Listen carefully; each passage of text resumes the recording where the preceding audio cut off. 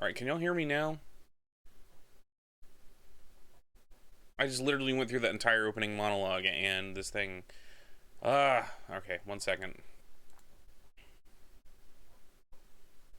It doesn't even look like my noise gate is working.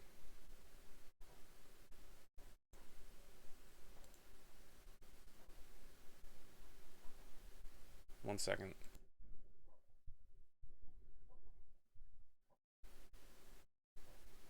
Yeah, apparently the Windows update that I just did decided to throw everything off.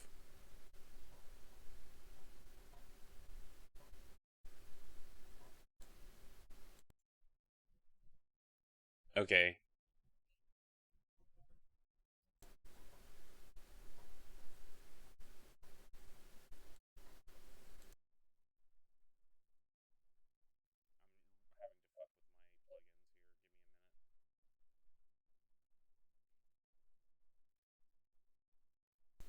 So what are cards exactly?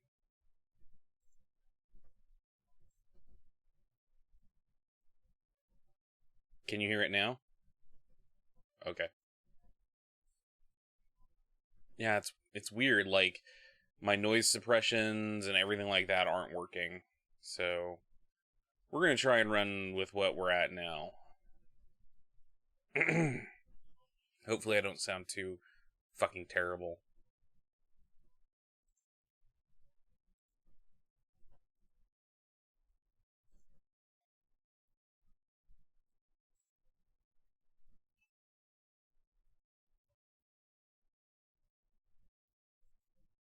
Ah, okay, I get that. Like I've seen people get those and they use those for like um they use those for like, hey, come visit us and our like um come visit like our um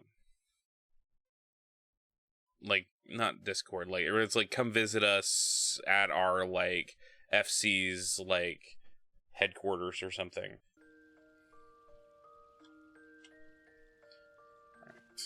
It also threw off my lighting. I don't know what it is. Like for some reason, when I wear black shirts and I'm streaming, obviously, like you can see partway through me. So give me a second here.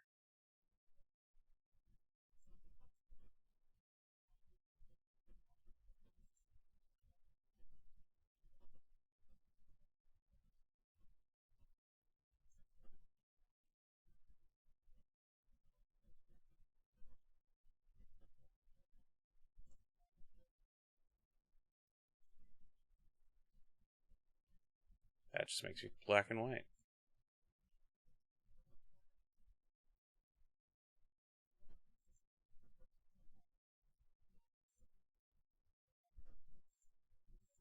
Okay. Hopefully, I won't appear like too much like a ghost. I just look pale as a sheet. All right. Exit room. Yes. I sometimes wonder, like, if you use the Aether system to teleport like directly out of the room rather than actually leave the room, does it ever hit somebody like, oh, like, do they ever like, because it's an inn, do the people who work there ever come in and are like, I wonder if he's coming back?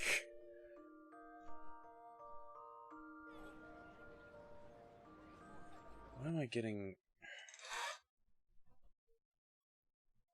I'm getting like spots at the top of. I'm getting spots at the top of the camera, and I really dislike it. Everything's broken today. Let's see.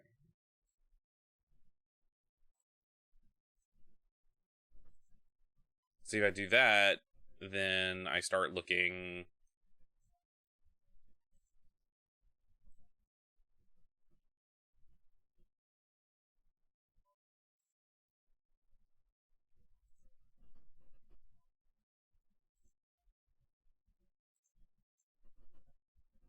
Nope.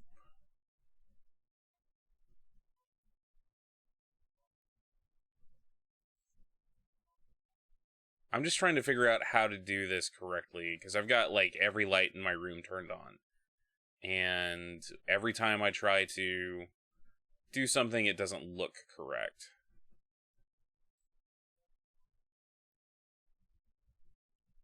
And it changes, like, every time I run through and try to do something.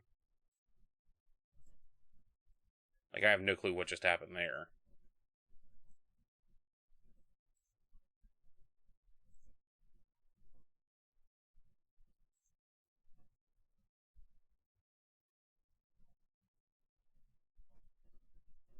I know, right?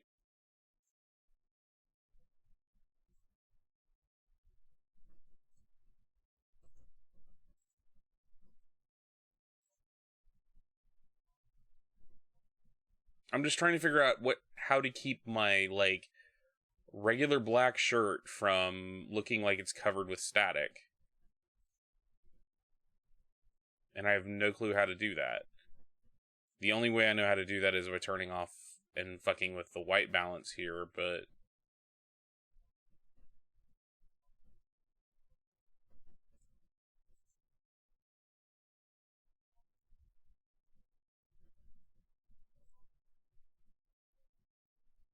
I have no clue why it does that, is the issue.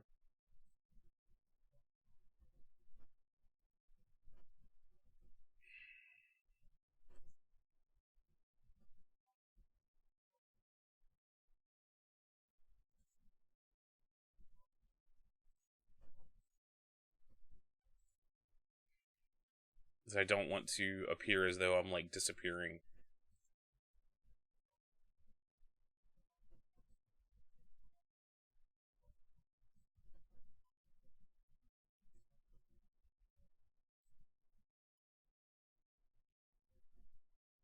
There we go.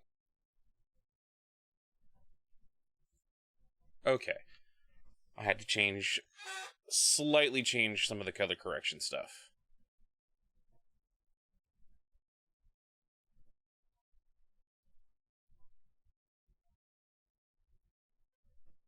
Alright, we can live with that. Alright, sorry that we're fucking around so much. Alright, let's get back to the actual gaming, shall we? So we just did the whole thing where we're in Dravania, and we just finished helping out all the Moogles.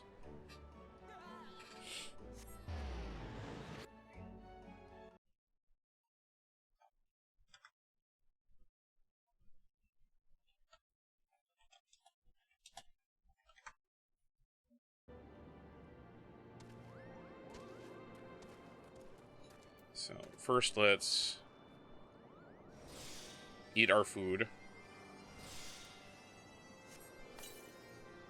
We are close to 70.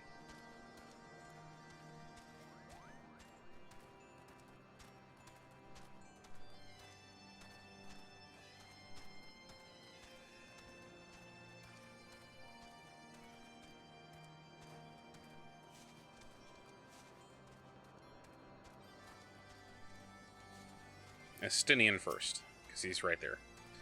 How go your trials, Warrior of Light? I myself have seen a number of expeditions to chastise the local dragon population. Did not their chieftain wish to avoid inflaming Dravanians? Such contradictions aside, our hosts seem entranced by the height of my leap. They compared me to a Mog, a lance-wielding Moogle warrior of Eld who was a favorite of such attacks.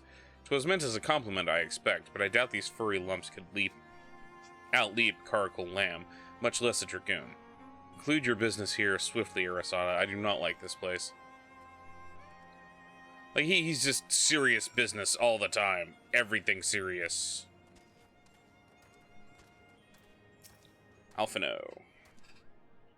Are these trials over, then? My task has been a little more than household chores. If our hosts elect not to grant their aid after working us like pack chocobos, I shall demand compensation in Kupo nuts out of principle. But I hope it will not come to that. Let's hear the chieftain's verdict, shall we?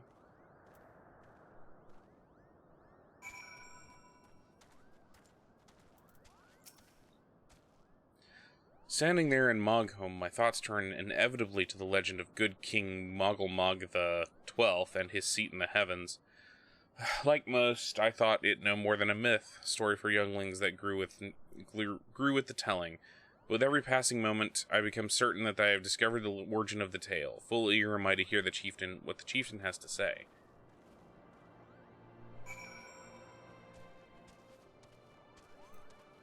Ysayle, what sorcery is this, that my heart should stir at mere fluffiness?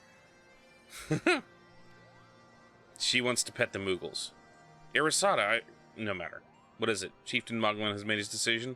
Well, let us not keep him waiting, then. Yes, Ysayle wants to pet the Moogles.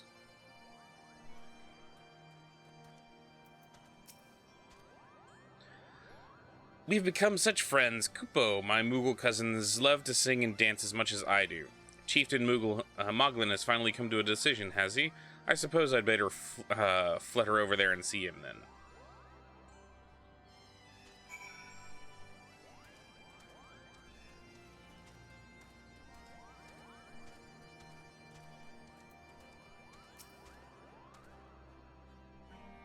Alright, is this one voice acted?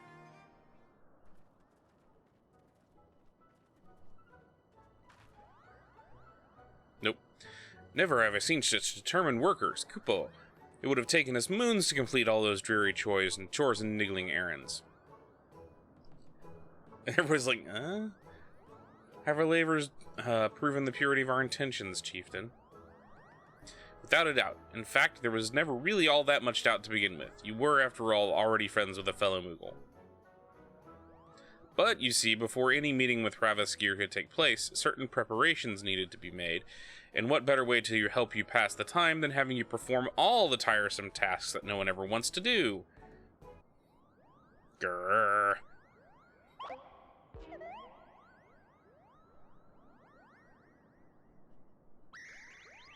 Oh dear, the horn. Bring out the horn, quickly, now!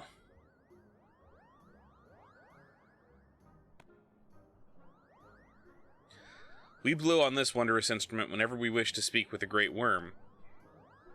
We haven't perhaps been treating it with the care it deserves of late.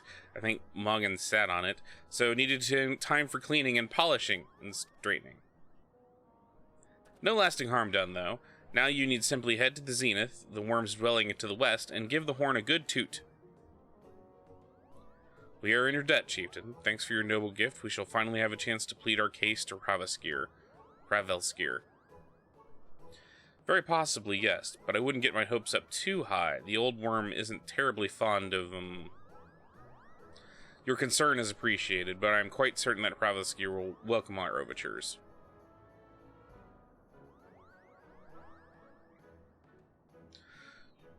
Should we ever arrive at his lair, come, we have squandered enough time all over. I literally think Estinian is just saying things to piss off Ysayle at this point.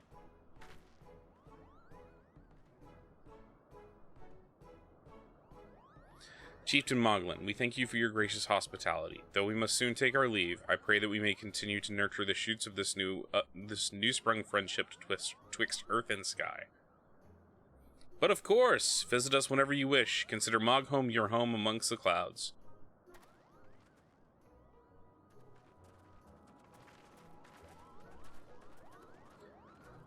And then the Moogles wave goodbye. Speak with Mogin. Thanks for the help, Kupo. I could never have done all those things for those rotten chores. Hey, it wasn't my idea. If the chieftain had spent a little less time sitting about and a little bit more chieftaining, things wouldn't have gotten so messy in the first place. And he was the one who sat on the horn, by the way. But now all the errands are done and the horn is fixed, so all's well that ends well, eh? And my XP bar moves only slightly.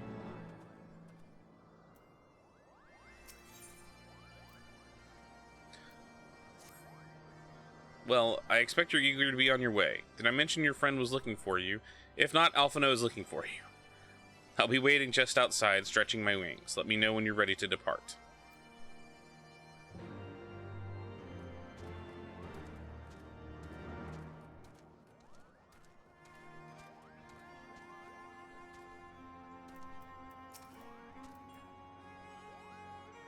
the best of my knowledge, we'll have all we need for our trip to Zenith, and I believe the Elder Seedseer and her retinue will soon be making the journey back to Gridania. It would be remiss of us, I think, to not convey our gratitude to them prior to going our separate ways, shall we? She could come with us. Maybe she could help us keep Estinian from trying to kill the dragons. Alphino, Arasada, I do humbly thank you for what has been a most enlightening experience. Were it not for your pioneering spirit, the existence of these Moogles might never have been known. 'Tis we who should be thankful, Elder Seedseer. Were it not for your timely diplomacy, we would never have chosen to reveal themselves at all. And 'twas your presence, Kuplukop, that eventually won us their trust. It must have taken great courage to leave the sanctuary of the Twelveswood, and we are exceedingly glad you did. It was my pleasure. I've made so many new friends, and I have so many fantastic tales to tell my kinsmoogles back home. And it's our hope that we must return. And it's to our home we must return now. May you ever walk in the light of the crystal, my friends. You meet up with Mogham again during the the Stormblood Shadowbringer interim.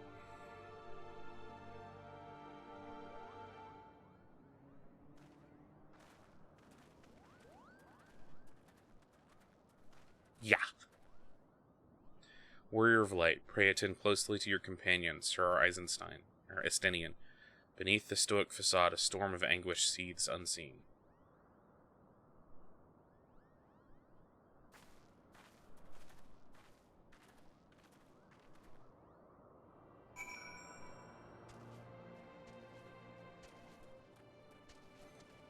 Basically, Edgy Boy is gonna do some edgy shit.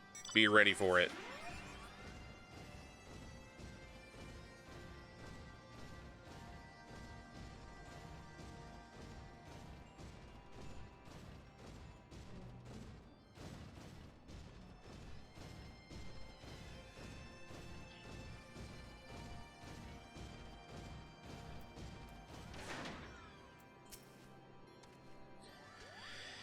Have you said your goodbyes and dabbed away your tears? Well then, we are indeed ready to go.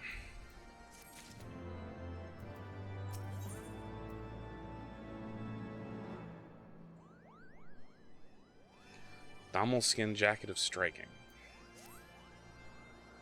As Chieftain Moglin already explained, the shiny instrument we gave you is the best means of grabbing Raisvalgir's attention. I'll come along and show you the way to Zenith. That's the big place where you need to blow the horn. First things first, though, we may need to make for a saw. Oh, and watch out for rampaging dragons. Maybe that should have been the first thing. No, Estinian can take care of raging dragons, right?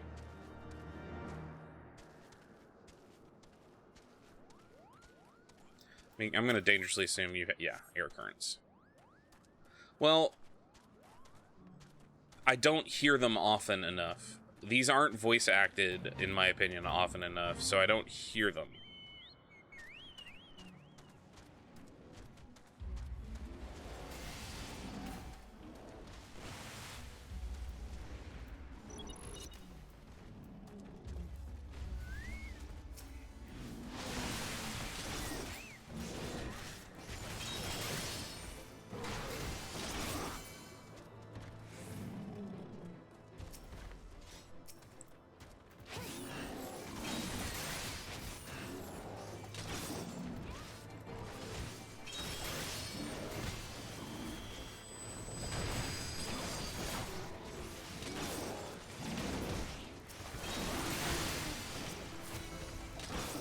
No, we don't want to attack the Earth Spirit.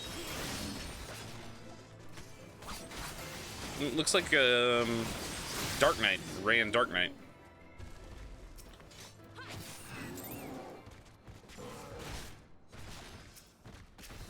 Did I unsync? Apparently I unsynced.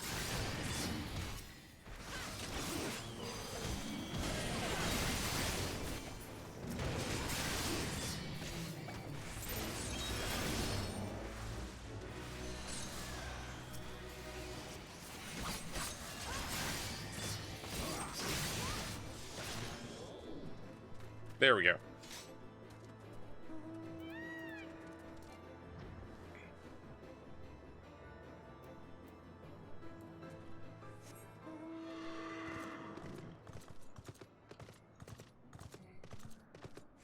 It didn't look like they were struggling, but it did look like they were... It looked like they were fighting up again, like, uphill, so I didn't want to, like, just leave someone to die.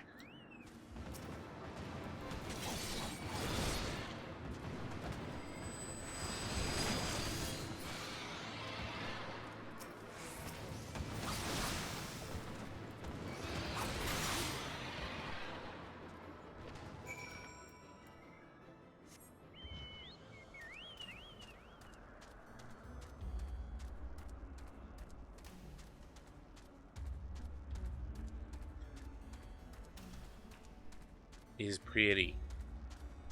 Oh, wow. Look at that.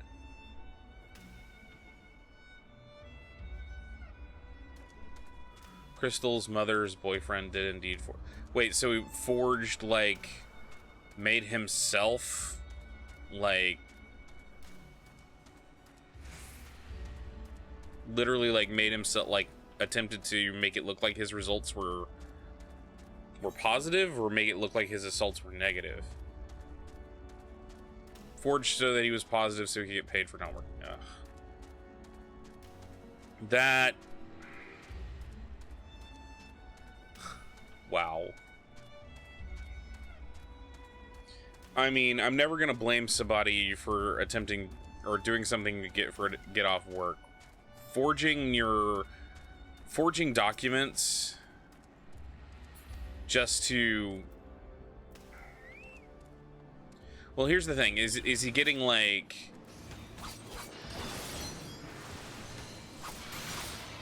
So much for your AoE. Oh, shit.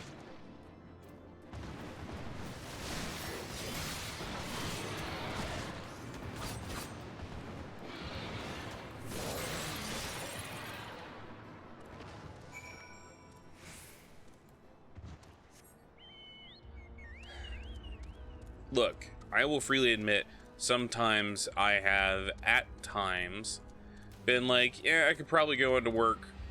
Well, it depends. Like, is he using it? It depends on who you're defrauding when you forge documents. Like, that's a big one, is who are you defrauding? They would probably be able to bring... Then I don't fucking care. If it's Amazon, Amazon can fuck off. Like, is the government paying him money?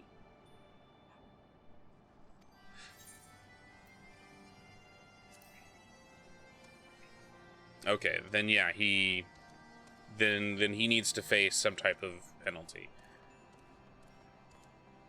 It's mostly like if he had just forged them so that his work would give him 2 weeks paid vacation, like, all right, you're a fuckhead and your work's probably going to come after you for the back pay that you owe. But, like, you shouldn't face any, like... You should not face any... in my opinion, you shouldn't face any, like...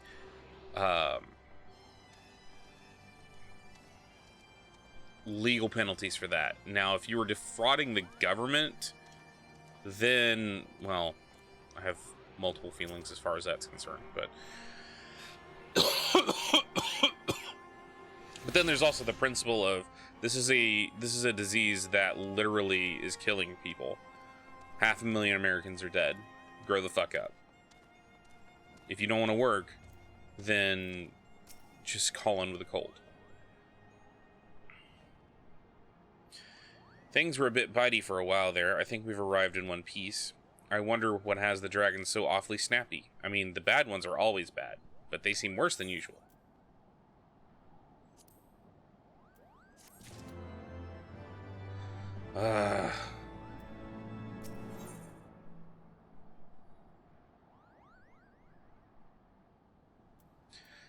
Mogham seems fretful about the weather.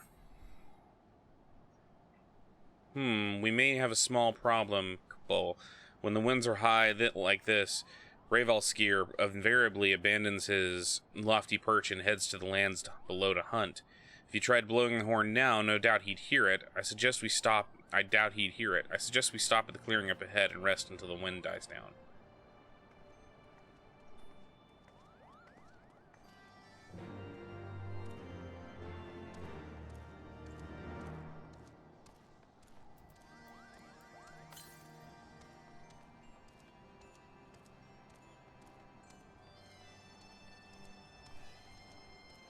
Aw.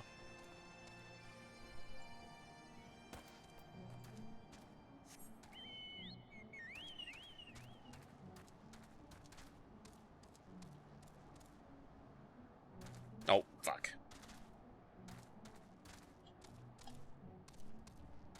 This one is close. I'm gonna go ahead and grab it.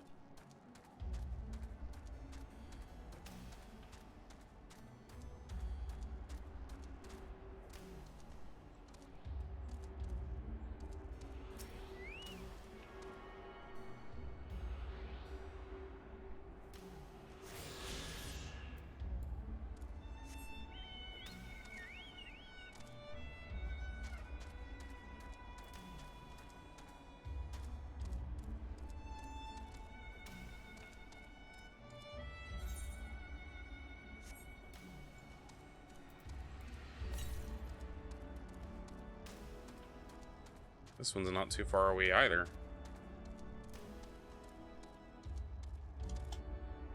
That's not... We don't want to go down. No. Up is the ticket.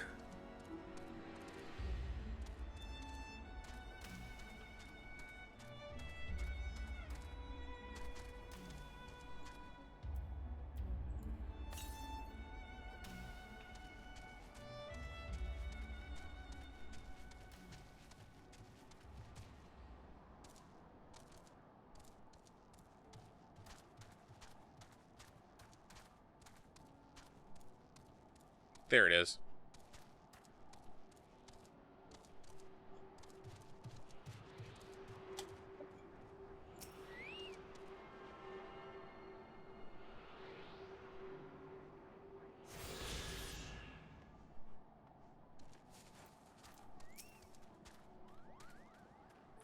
This should do nicely. The winds will likely have died down by tomorrow. Until then, we might make ourselves comfortable. If we must interrupt our journey so close to its end, I suppose this place is as good as any. And mayhap a brief respite from the hardships of the road will help to clear our minds in readiness for the coming parley. Very well, then. I believe a campfire is in order. Leave the gathering of fuel to me. I required a keen nose for firewood during my time in the frozen wastes of Kirthis. Clear our minds. 'Tis Master Alphinaud whose minds needs clearing. Thought of meeting a great worm in the flesh has befuddled the boy. Did you see him stroll away as if the ruins were not crawling with deadly beasts? Follow him, Arasada, and see what wildlife does not make a meal of our young friend. We will have the camp ready by the time you return. Just don't kill each other while I'm gone, please.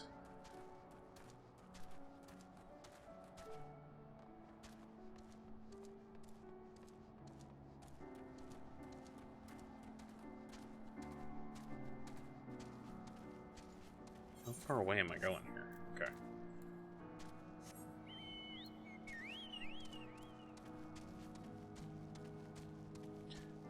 Should have said, no, Alphinaud, you stay here, and I'll go get the firewood so that you can keep Yzael and Estinian from slitting each other's throats.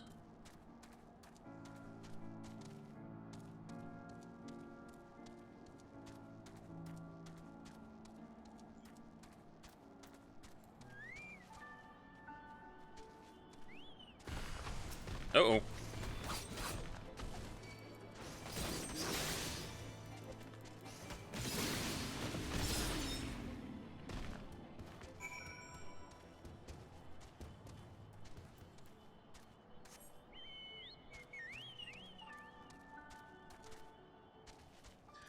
There's a very, very big gulf between A Realm Reborn and Heavensward music, and I'm really enjoying the Heavensward music more than anything.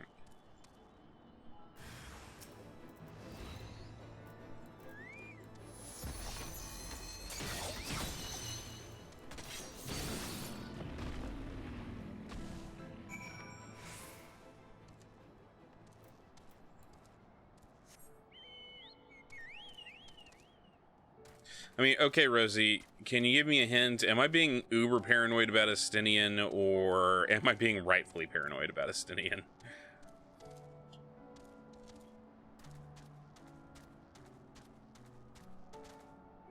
Because Yzael seems to be good with the idea of talking this through.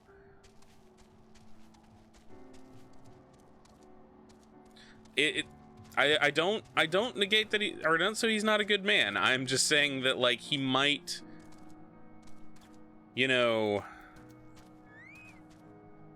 make a poor decision. Good people can make bad decisions.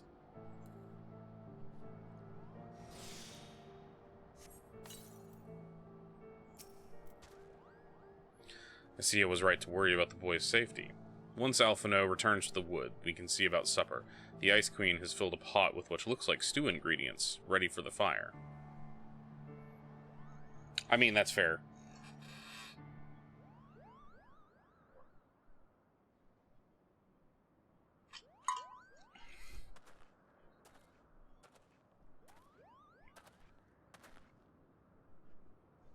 Are you okay, Alphino?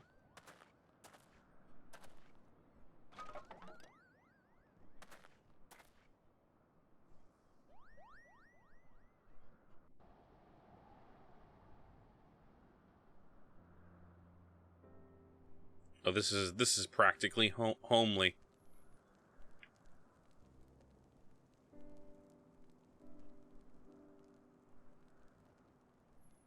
Oh, will you two just fucking get it over with?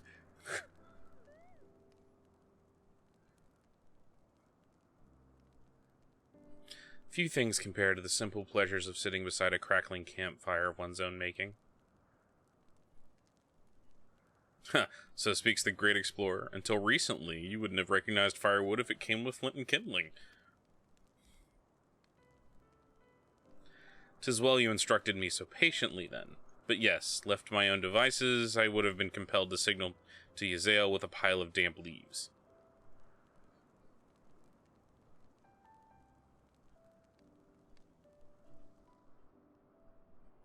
I was born the pampered son of a Charlayan dignitary, and alongside my twin, became the youngest student ever to be accepted into the studium.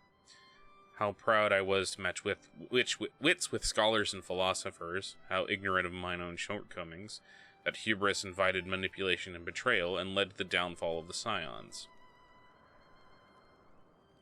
We all of us are guilty of similar ignorance. How many men lay down their lives, never knowing what they fight for, never questioning what they've been taught to believe?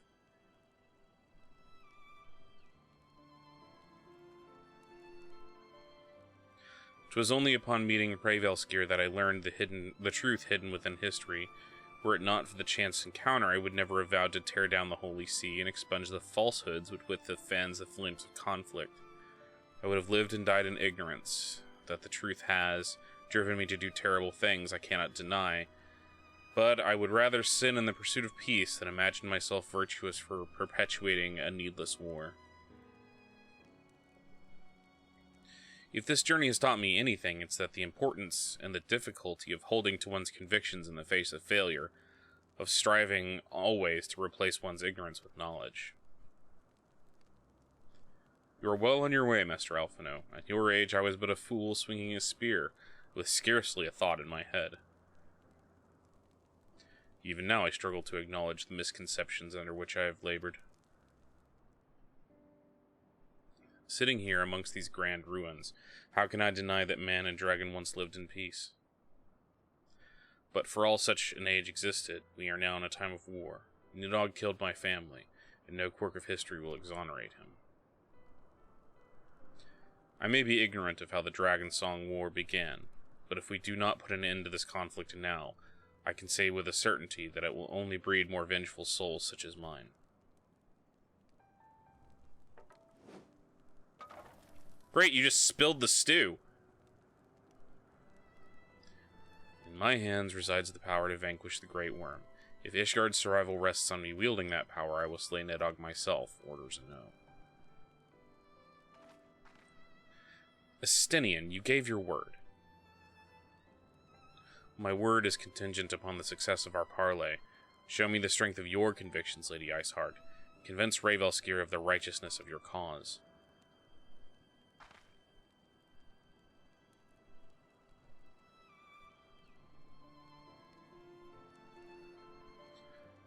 Doubt not, but I shall, Dragoon. Well, wind's willing, we shall have our answers on the morrow. Let's sleep now and face our fate with the rising sun.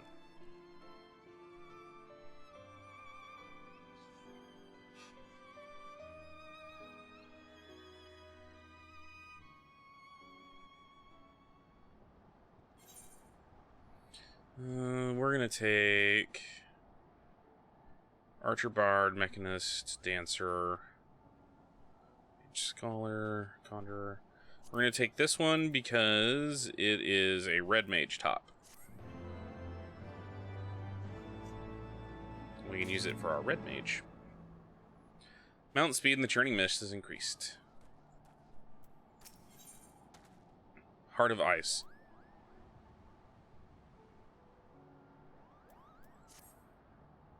The campfire was so cozy, I must have fallen asleep. But do you feel how the winds have shifted? They will have borne Ravel's gear back to the skies above Zenith, I'm sure of it.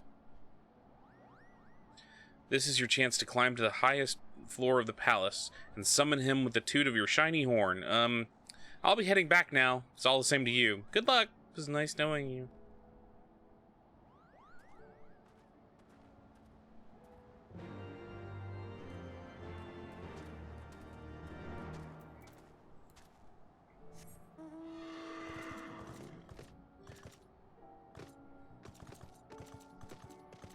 Well, you have a good idea. You have a good eye for aesthetics, Rosie.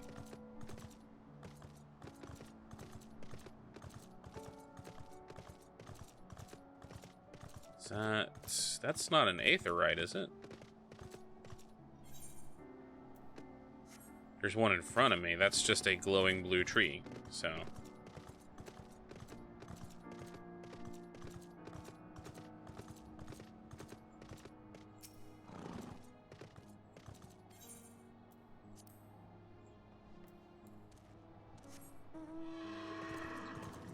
Oh wow, this is expansive.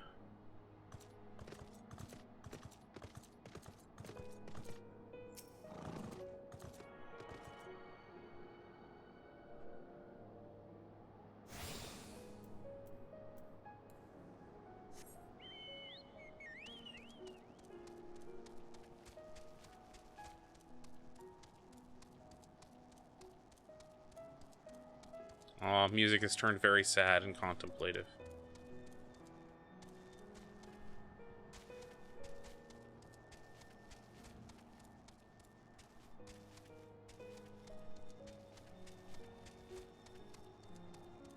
That reminds me, I need to hit up. I need to go to the Gold Saucer here.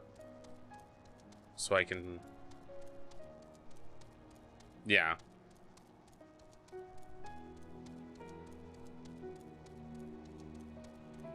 I need to go to the Gold Saucer tonight so I can pick up and see if I won anything from the Jumbo Cactpot.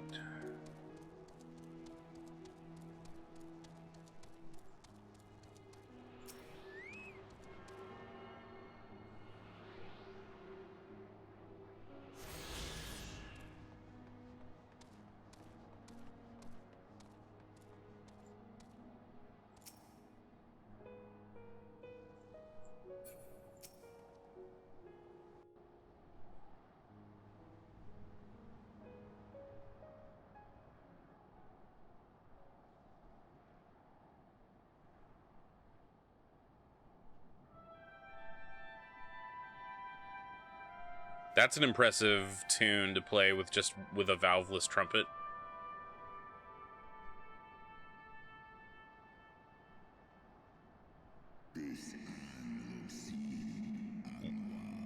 Mortals, why do you disturb my solitude? Oh, hi! That's a beautiful dragon.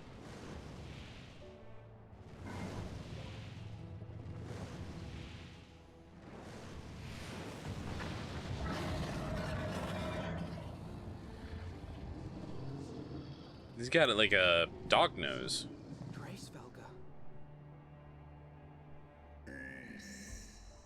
Thou speakest the name of a creature, but thou awaiteth the release of oblivion. Leave me. By the 12, mine ears hear the tongue of dragons, yet the meaning rings clear within my mind. How can that be?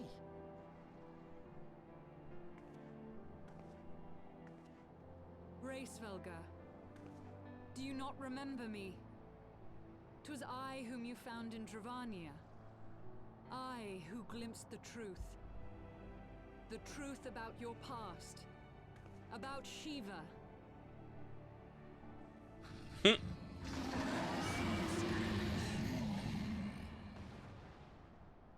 Uh-oh. But speak it I must. I have summoned Shiva's soul from the beyond and offered myself as her vessel. She has made her heart known to me.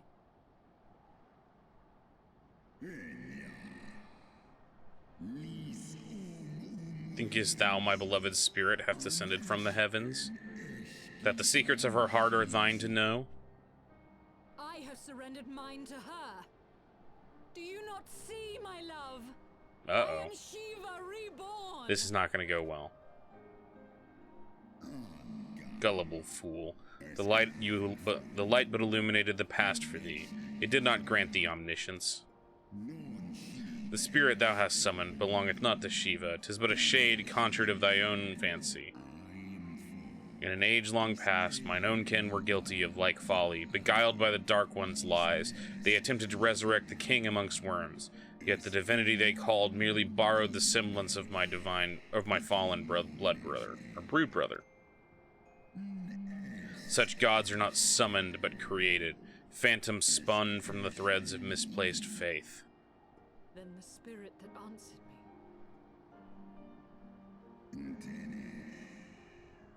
me Was but thy dream of Shiva. Thy soul hath been corrupted by a deity of thine own making, child. I'm gonna say Nidhogg?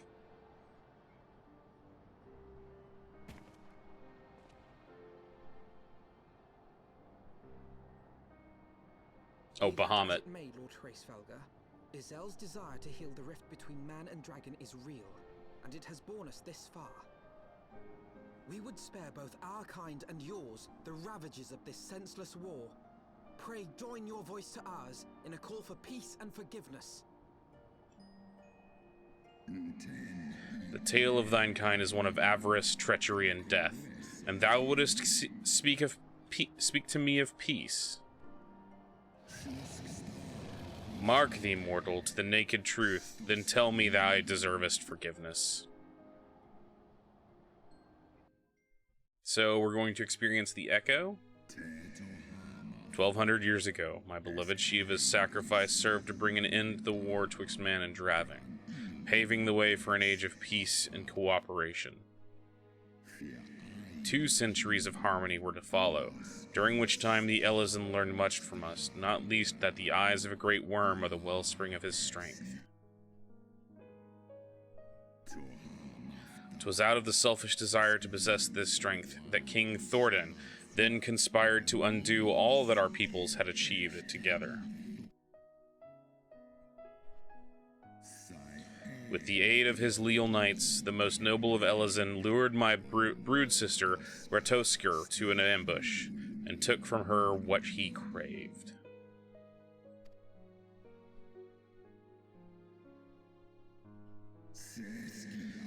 Fain would I strike the image from my mind, and yet the scene doth linger, of my brood sister's tattered corpse, defiled by her Elezen allies. They had torn out her eyes and feasted upon them in the manner of wild beasts. Yet that was not all, for from the bloody banquet the fiend had gained strength beyond that of mortal men. Even now I labor to comprehend the enormity of their betrayal.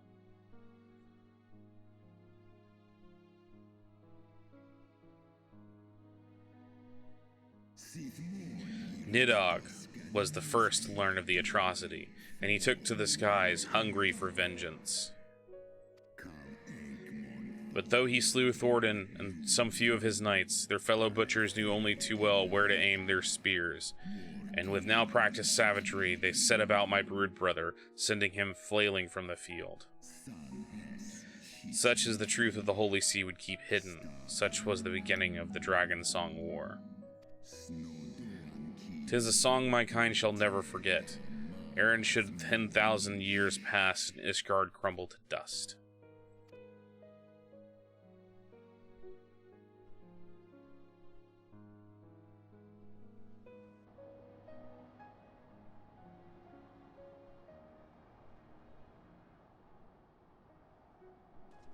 Your tale bears scant resemblance to the one I was taught. How convenient. that it should absolve your kind of all responsibility. But tell me, dragon, why should I believe your version of events? What thou choosest to believe is immaterial. The betrayal that yet haunts mine every waking moment is no less than the truth to my kind. And Nidhogg meaneth for Thordan's people to suffer for this sin till the end of days.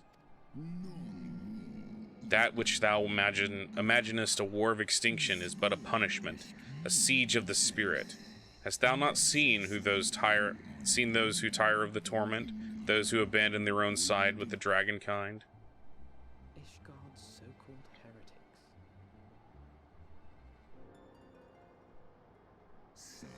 Know that all the traitor's progeny bear a trace of Ratoskir's essence, but a single sip of our blood is enough to waken it. Then, the seed lies within us. 'Tis for this reason that those who abandon their loyalties are rewarded with a drink, and thus they are transformed, to join the ranks of Nidhogg's ever-growing army as newborn dragons, one by one. Though through death or dereliction, my blood brother shall account for all of the betrayer's children. Ye gods, I have borne witness to such a transformation. Looked on as a heretic assumed the shape of a dragon. I imagined it some manner of Dravanian enchantment. But if any Ishgardian, regardless of allegiance, has such potential within them, 12 forgive us. To think of all the dragons we've slain.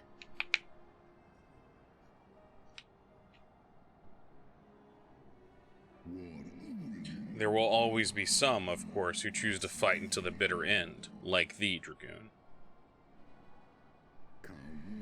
But struggle as thou might, thy youthful vigor will be spent ere thou reachest 70, and Nidhogg shall remain to torment thine offspring. He's gonna die at the age of 50? Oft have I wondered why Nidhogg did not simply raze Ishgard to the ground. Answer.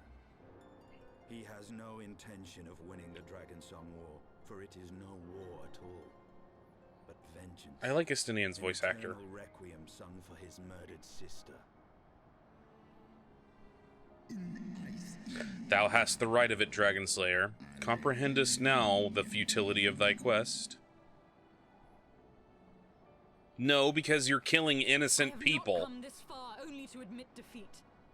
We can still return the eye to Nidhogg and beg forgiveness for our ancestors' crimes. Mayhap our words will sway him. Stubborn child. Thou thinkest in mortal terms. Our perception of time is too broad for thee to grasp. 'Tis a simple matter for thee to offer thine apologies. Thou didst not perpetrate the crime. Despite thy visions, the deeds of history seem distant to thee.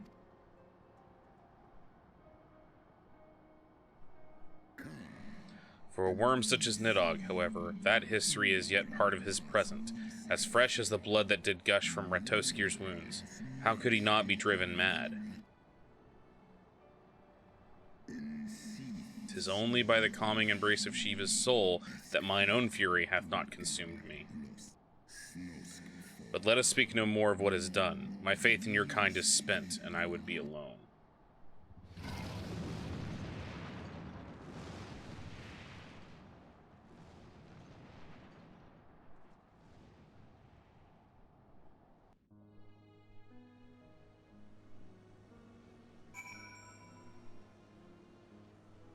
Yeah, I noticed that too. I'm wondering who has it. Rayvalskir was a bit of awe-inspiring as I imagined.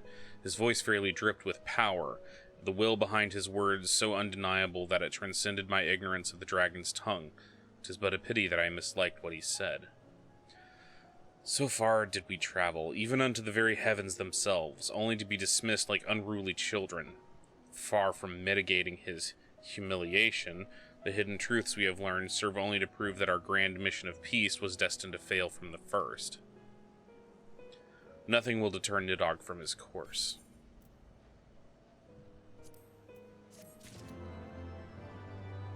So...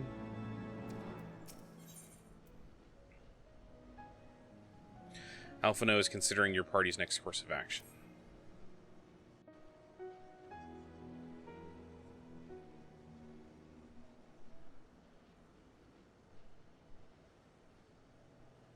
Well, what do you propose we do now? I, for one, am intent on continuing to the east. What is there to be found in the east? Nidhogg's lair, the Eyrie, is said to lie in that direction. And the eye tells me he is near. You cannot still mean to slay him. You cannot still mean to stop me. I have been true to my word, and aided you in this fool's errand with Hraesvelgr. But your efforts at parley have come to naught, Lady Iceheart. I would see Ishgard saved, and for that, Nidhogg must die. With the tale of our ancestors' vile betrayal yet ringing in your ears, you speak of continuing this war? What else are we going to do? Nay, lady. I would but pierce its vengeful heart. When Nidhogg dies, this Innocent war shall people die are with going to die. We have to stop that. You yourself spoke of the Great Worm's strength, that you believed him powerful enough to raise your city to the ground. How then are we few to challenge him? Even behind the stout walls of Ishgard, with an army of knights manning the defenses, our victory would be hard won. Yet you propose to contend with the beast in his own lair. In close combat, this will afford us an advantage. And if the tales are true, the Warrior of Light has bested many an invincible foe. But such speculation is meaningless if we cannot even find the worm. Our first task must be to seek out Nidhogg's lair. The story of this nation grows bloodier by the moment. Must death always be answered with more of the same? Such is the way of things, I fear. I shall consider it a miracle if mine armor is not stained crimson ere this conflict is ended.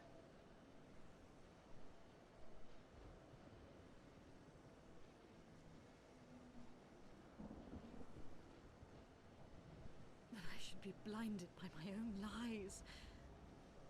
Everything I believed, everything I thought I was, gone.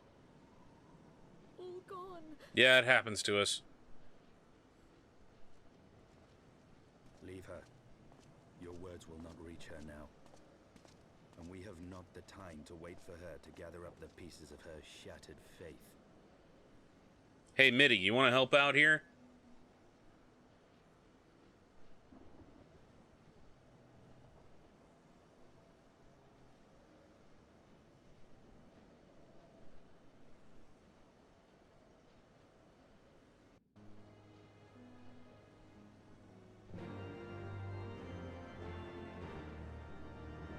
I don't see how we're going to...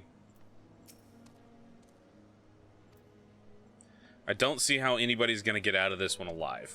I'm going to be honest.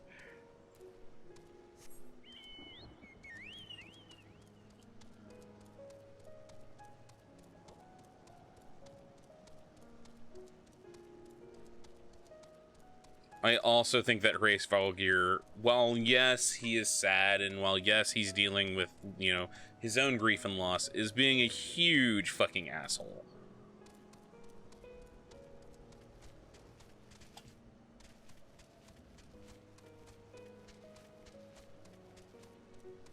This area is very Secret of Mana-y.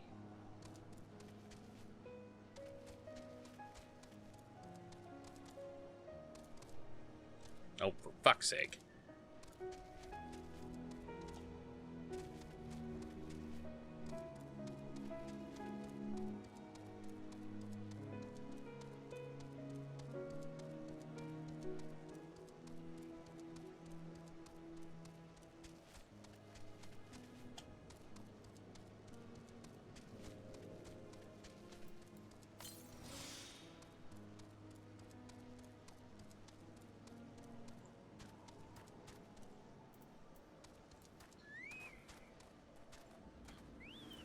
You need to fight more dragons.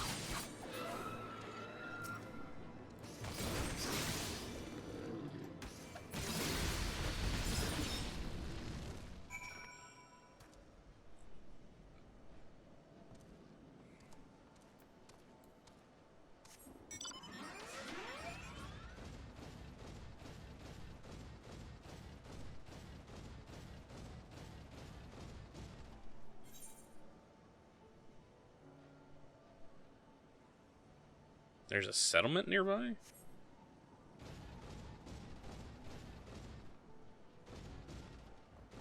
Figure out how to get to it.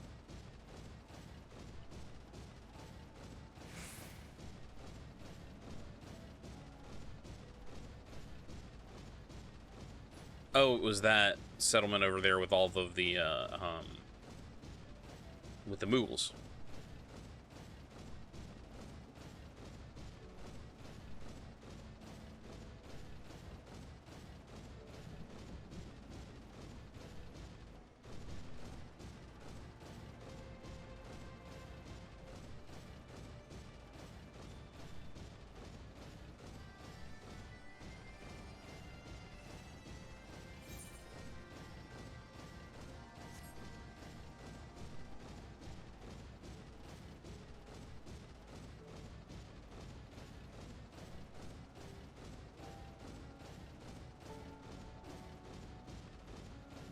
Here we go.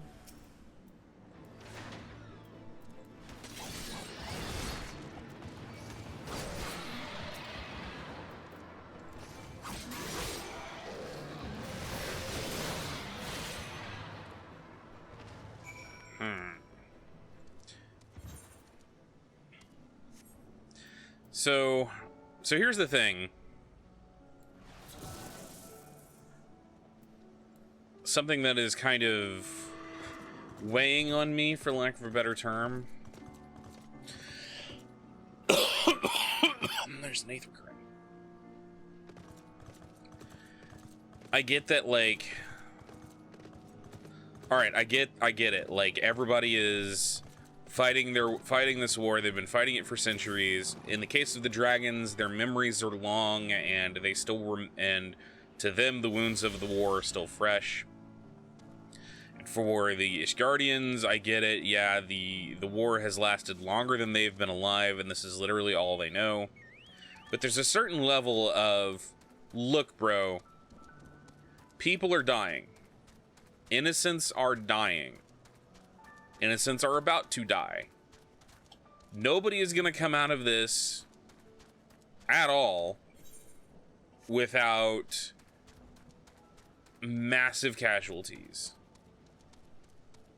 So stop being assholes and do what you were always going to have to do from the very beginning, which is sit down and talk. I don't care about the emotion. Sit down and fucking talk about it. This is why I have a lot of problem with people who... I have a lot of problem... Like, I still kind of believe that there are times when war is necessary, but 99% of the time, it's not in any way. And it's just people who want to flex their might.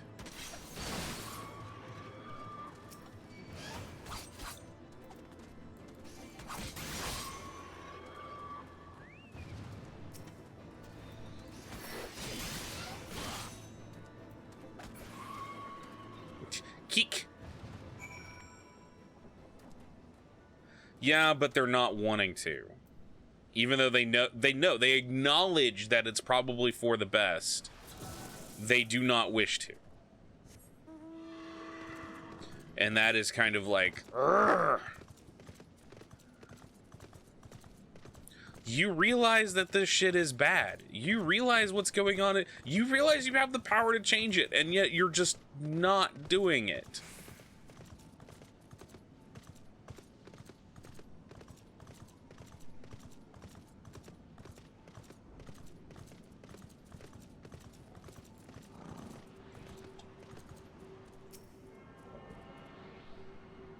Except she can, Because she's a sentient, living being. She can do whatever the fuck she wants. There is no magical Gaius that is keeping her from doing the right thing. She's choosing not to.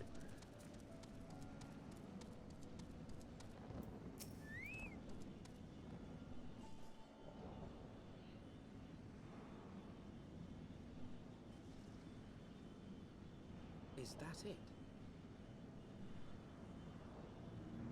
Oh my.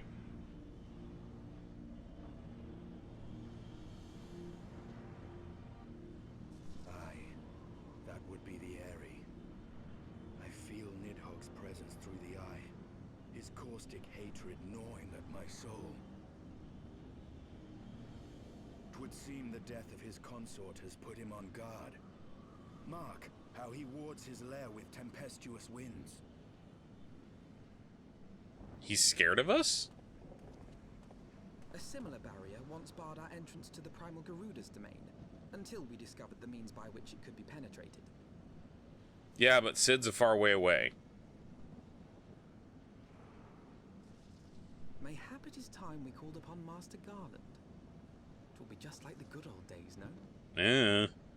Every time we do, it feels like we're just pulling shit out of our ass.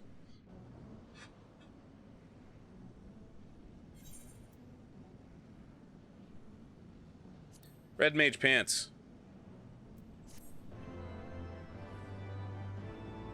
Because my red mage gear makes me look like a ponce. That's true. Estinian would have you enlist the aid of Sid Garland. A force sufficient of power to break through the Primal's defenses might conceivably grant us access to the Eyrie. I can offer no better solution. Pray consult this engineer friend of yours. Very well, on the condition that you swear not to lure Nidhogg from his lair in our absence. And steal all the glory for myself, you mean? Nay, I am not so selfish as that. Contact me by link pearl when your preparations are complete, and we shall set forth from Ishgard together. I suggest we rendezvous back at St. Rene's Forum, Arasada. From what we've gleaned of the Holy Sea's decidedly ambitious airship project, Sid will still be in Ishgard.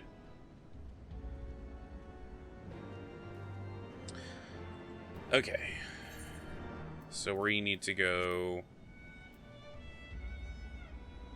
Kirthis. Head back to Foundation.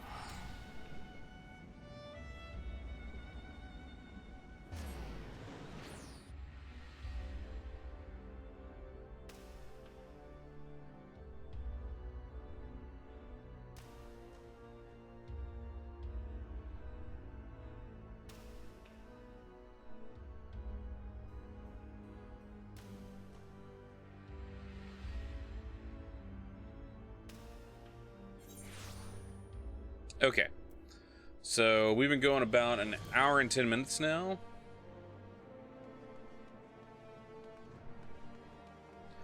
No, I don't know.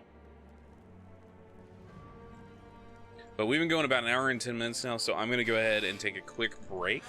Just kind of get up, move around, refill my drink, go to the restroom. If you've been watching me since we started, I highly suggest you do the same. The consoles couldn't load it. That makes sense, because originally this launched on PS3 and 4, if I remember correctly. I don't remember. But I will be back in about 5 or 10 minutes, y'all. Head to intermission, and we'll be back in just a little bit.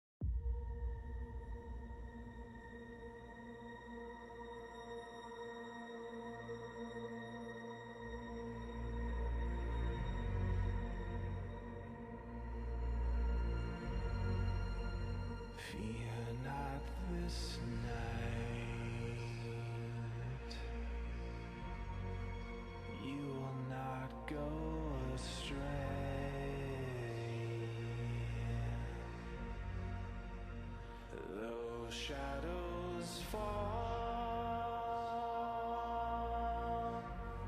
still the stars find their way.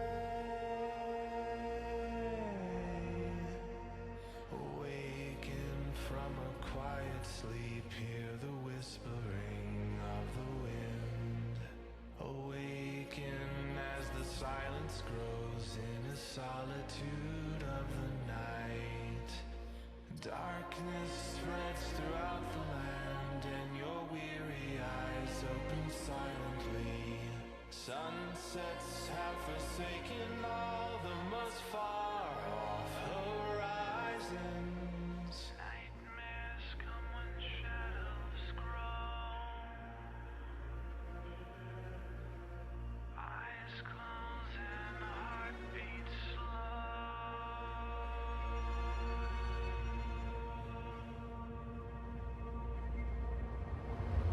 Fear not this night, you will not go astray. Though shadows fall, still the stars find their way. Fear not this night, you will not go astray. Though shadows fall, still the stars find their way. Who needs the light? Fear not this night.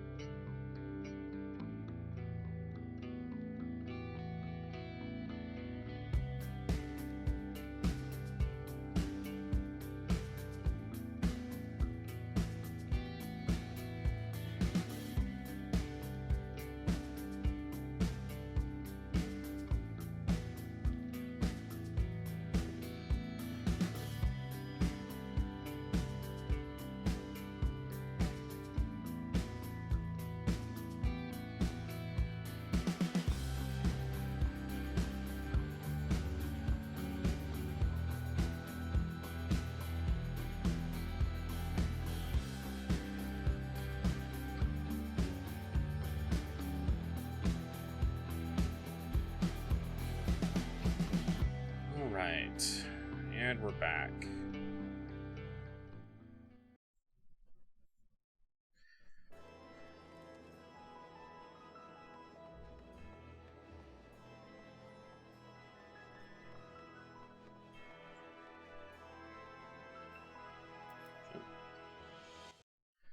Meant to do that. Alright, where are we going? What are we... Okay, right here. To Alphino.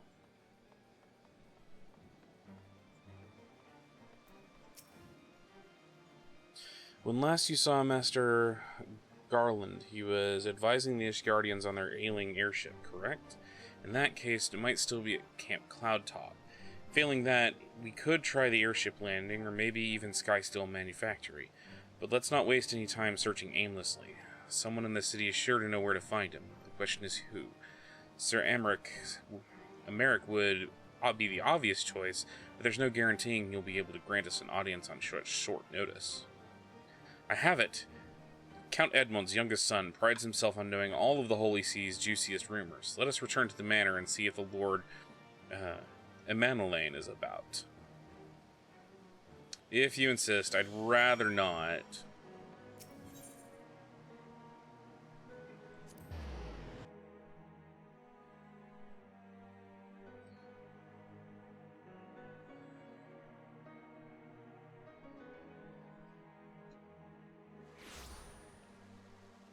All right.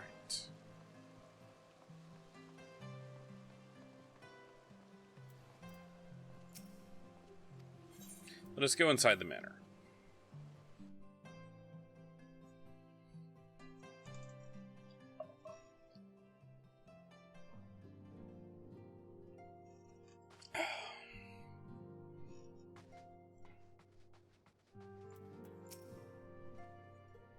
Ah, the hero returns. How goes the fight, old boy? Well, I trust. In search of Sid Garland, you say? Then say no more. The taverns are full of talk, and the name of said silver-haired genius has cropped up more often than most. I hear he's been tasked with getting that monstrous airship in the Holy See commissioned to actually fly. It would seem the project has been plagued with mishaps from the first. In any case, Garland Ironworks employees are known to frequent the airship landing. I'll wager that their master does too. The airship landing? Yes, I thought as much. Come, Arasada, we must find Sid and trouble him for his expert opinion.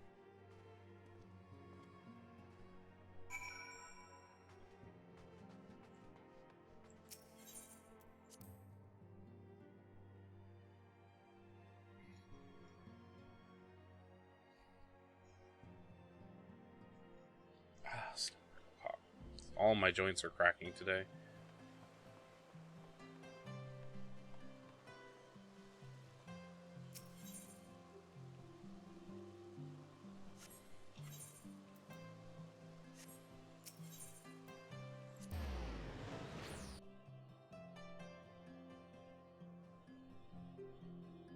Ah.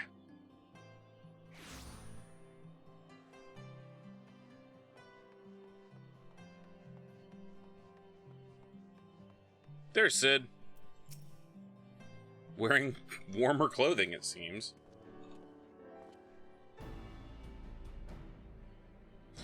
Arasada, Alphino, how fare you both? Not terribly well, judging by your faces.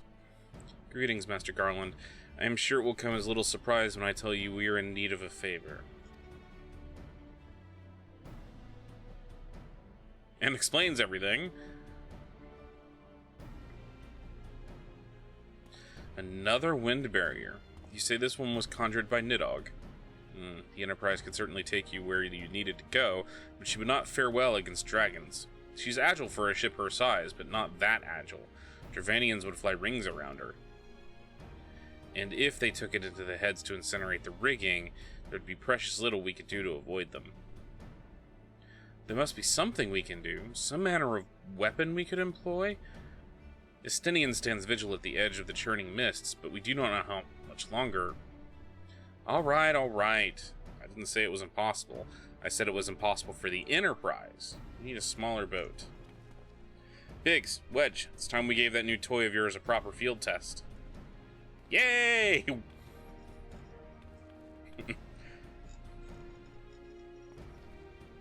It's probably best if the lads show you. Come on, the manufactory's not far. The lads.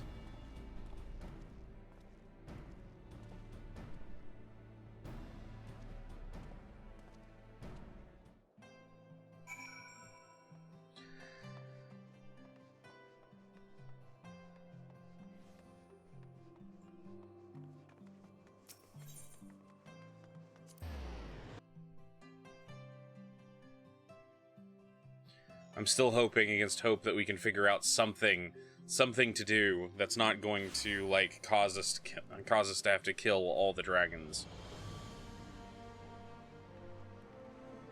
Oh, up there.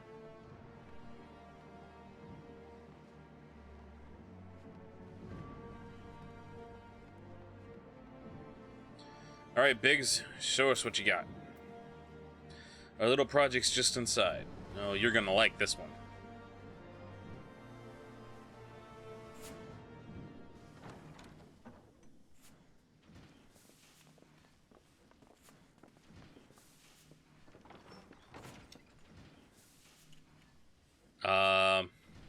Feast your eyes upon our latest and greatest feat of engineering. We call it a mana cutter. Mana cutter. Oh, that's pretty. Yeah, I like it. After you put down Gaius, Wedge and me struck out on our own for a bit and started work on the successor to the tiny Bronco. Impressive little thing, isn't she? My talent for ship design has plainly rubbed off on them. Yes, mana cutter is pretty. They've adapted the principles of corrupted crystal technology and constructed a mechanism which converts ether from its surroundings into elemental wind. Said wind is then harnessed by the specially engineered sails, providing the craft with propulsion and lift. All in all, a most elegant solution. I'm actually a little upset that I didn't think of it myself. The design does, however, come with one small flaw. And what's that? The energy conversion ratio is bloody awful. To generate enough power to get you off the ground, you need to be in an area awash with predominantly wind-aspected ether. I think we can handle that. There are a few places you can fly, lots of places you can't. The new Ishgardian airship hasn't left the boys much time for tinkering, meaning it may be a while before this particular project takes off. If you'll forgive the pun.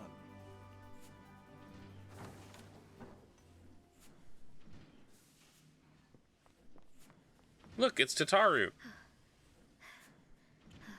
Oh, I didn't notice it before. She's got chocobos on her dress. Tataru, what's happened? I've been looking all over for you. There's been word from Ulda. It's about You little the Grace chocobo chicks. Sultana.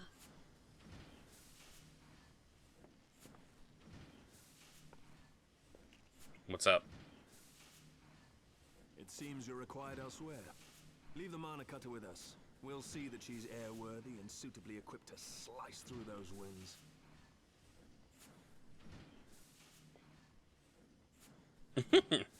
You, meanwhile, should concentrate on providing Raoban and the Sultana whatever help they need.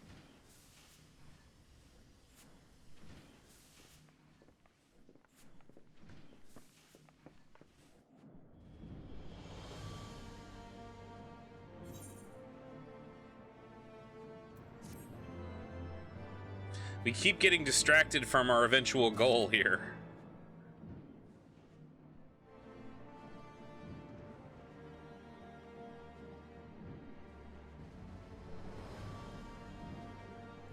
Alright, Tataru, what's up? Samurai belt. Tataru has news for you from Ulda. General Raoban says he may have uncovered the Sultana's whereabouts, and wants you, by which I mean both of you, to go to the Waking Sands right away and help with the investigation. No one at the moment, Induction Plasma. We're trying to get to Nidhogg. Come, Arasada. Pressing through Ishgard's plight may be, our presence will not serve to hasten the Mana Cutter's completion. Let us return to the troubled lands of Thanalan and lend what aid we need. Tataru, have our friends at the congregation send a message to Estinian. Tell him we have identified a solution to our problem, but it will take some time to prepare. As you wish, Master Alphino. To the Waking Sands, Warrior of Light. 'Tis past time Ulda was delivered from this darkness. Alright, do I have... I still have Vesper Bay tickets.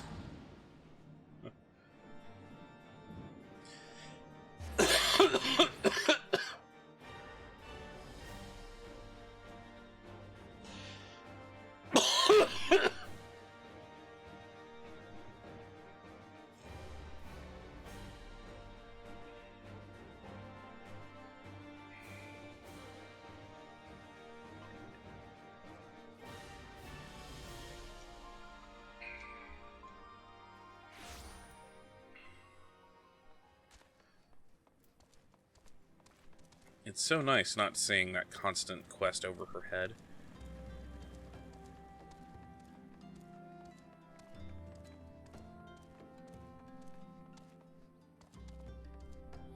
Well, currently we're not sleeping with anyone.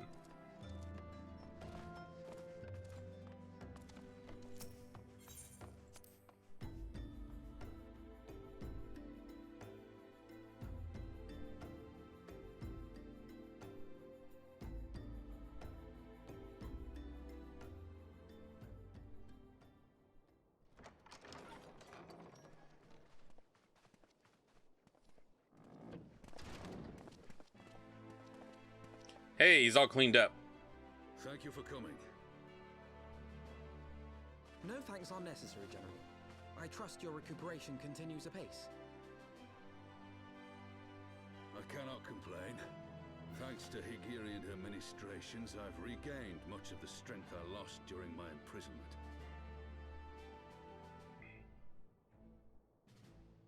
You're wearing your sword on the I wrong gather side, you have though. made progress in the search for Her Grace. Aye, some good fortune at last. A few days past, Julala informed us that a sizable shipment of alchemical supplies had been delivered to the palace.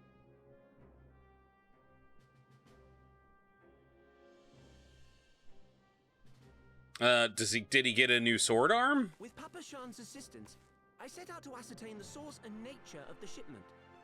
My inquiries led me to Frondale's frontistery. Which is? There, I learned that an order had been placed for a curious substance designed to sustain patients trapped in death-like slumber. An invention of the former head alchemist, apparently. A death-like slumber? This cannot be a coincidence. No, you know what it is. Julala's claims, aye. Her Grace is likely somewhere within the palace, abed but alive. Before making any attempt to extricate the Sultana, however, it seemed prudent to learn what manner of substance was used to induce her torpor. To that end, I made inquiries as to the whereabouts of the one most like to have administered it. The lady-in-waiting, Muriel. We sent for you as soon as we learned of her location. All that remains is to apprehend the woman. Yep, Biter has Black Sclera. We shall find our cat's paw in the Silver Bazaar. But we must tread carefully. The market is not the bustling place it once was, and someone is sure to mark our coming. Should they inform the monetarists, we'll have a fight on our hands. We must be prepared for the worst, and being short an arm, I thought it wise to take another in its stead. What say you, Warrior of Light? Will you lend me yours? Sure, it's not like I'm trying to prevent the eradication of Isgard or anything. Then I pity the bastard that stands in our way. Come, my friend. He's being a For bitch. Nanaho, and for Uldar!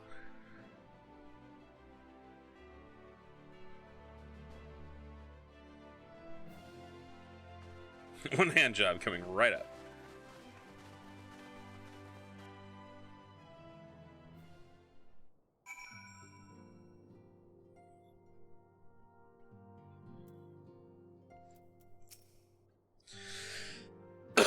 Our target is Muriel, the Sultana's former lady-in-waiting.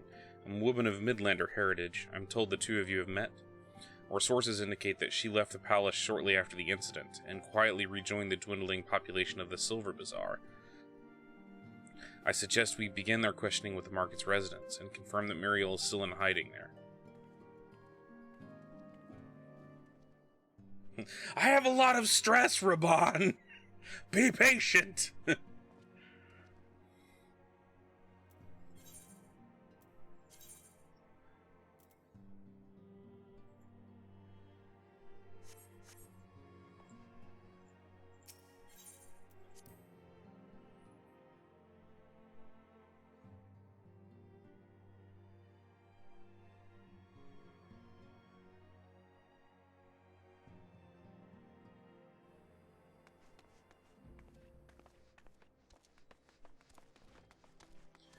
Alright.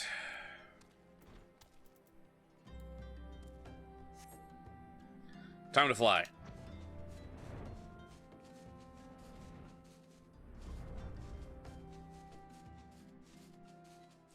At least they recognize that you need to rest. I'm just literally like, guys, I'm literally stretched out on all fronts here.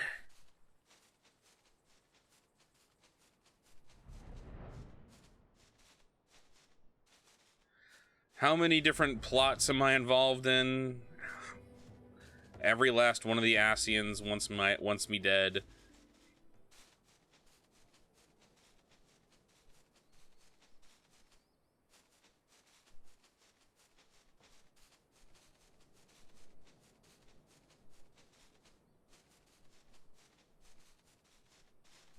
Things are getting a little, a little, you know.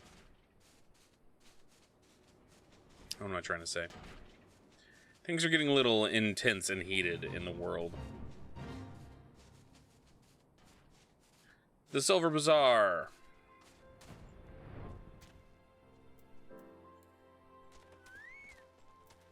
Spotted Meadow. I don't know of any returning residents. Gods, don't tell me that you're starting to come back. My masters will not be pleased to hear this. Apparently I did not get the Chocobo keep here.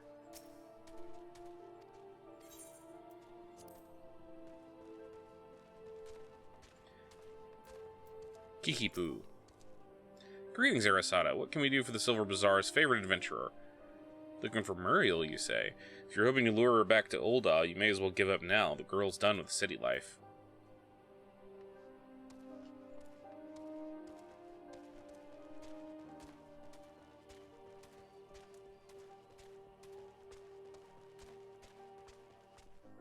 Danielle. Muriel? Aye, she's here. He's left the city for good, she says. Barely leaves her house, though. It's one of the closest to the market. It's the one closest to the market entrance.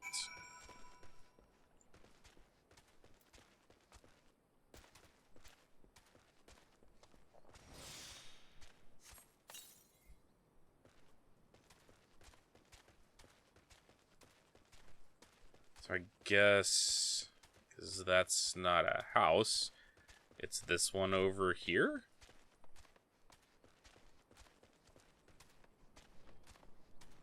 There she is. This will go over well.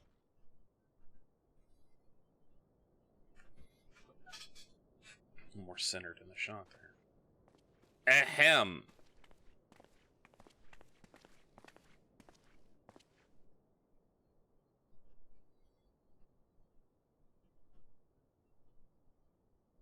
You are Muriel, the Sultana's former lady-in-waiting?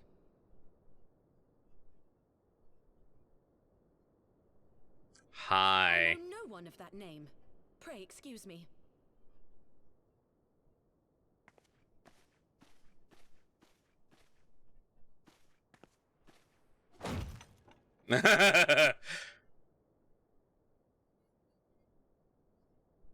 General Alden.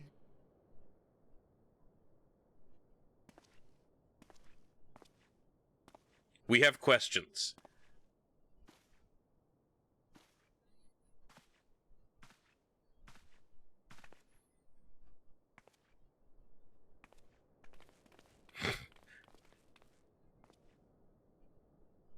We will have the truth from you, girl.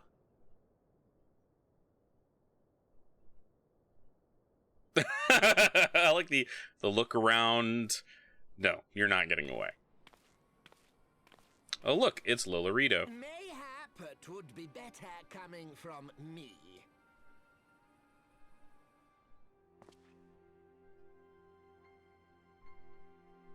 Lolorito, you'd best talk fast. As you know, Teleji Adeleji's Cartano reclamation bill was no more than a facade. A means to get his grubby little hands on that Allagan monstrosity Omega.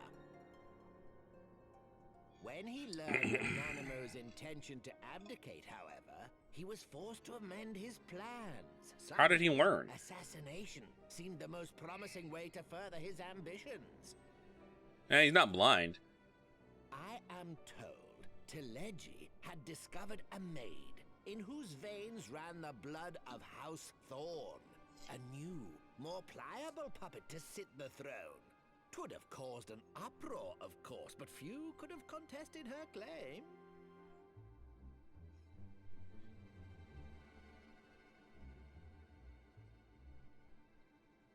'Twas plain that Teleji's wild machinations had outgrown our ability to control them. So I decided to usurp his scheme and left the fool to seal his own demise. Why are we not killing him? Why is he not being killed? Oh, I have no desire to harm her grace. 'Twould profit me little to destabilize our government.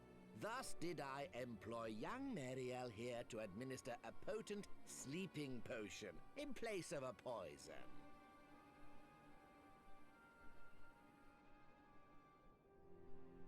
You should know, General, that your dear friend Ilberd was fully aware of my plan. I had him lie about the assassination as a means to prime your rage against Teleji. Yeah. We weren't entirely sure how you would react, but things went rather better than expected. You were literally overplaying your part right now, Lolorito.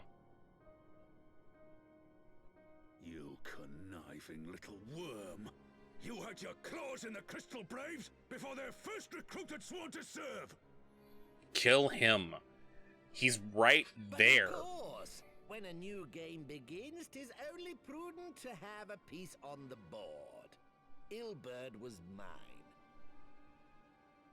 Truth be told, He's in perfect a significant punting proportion position. Of the Braves' initial endowment was also mine. With such large sums moving about, 'twas a rather trifling matter to disguise my own contribution.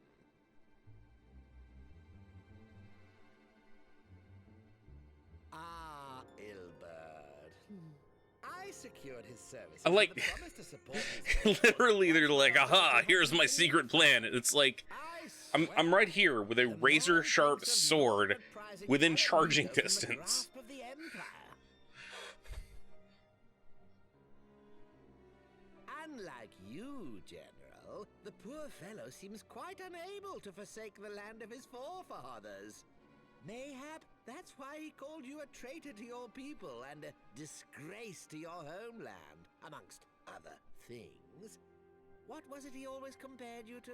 Literally, like, okay, you're trying, I get it. overgrown You're, lapdog begging for scraps at the Sultana's table. Oh, how we laughed. Alas, Ilberd's entertaining little outbursts eventually gave way to wearisome tirades, and the zealous brute became rather unruly. I had no wish to see you executed, you understand, but he would not take no for an answer. Rest assured, his employment with me has long since ended. Which brings us neatly to the present. What say you, General?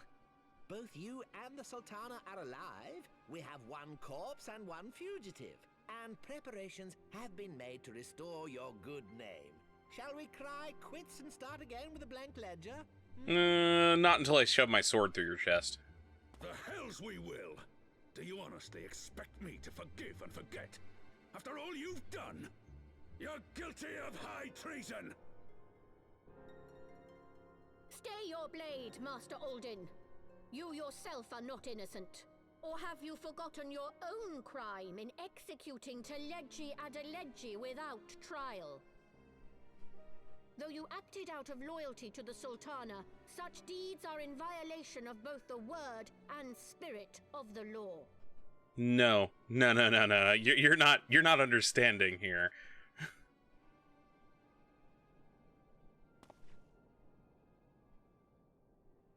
If you would, Lord Lolorito?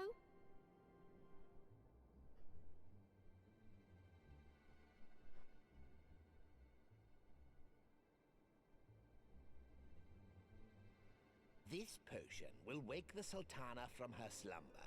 Consider it a gesture of conciliation. You will find her grace resting comfortably within her private chambers. Should you doubt my word, I shall willingly accompany you to the palace as your hostage. God damn it. Why does this feel like we just lost everything?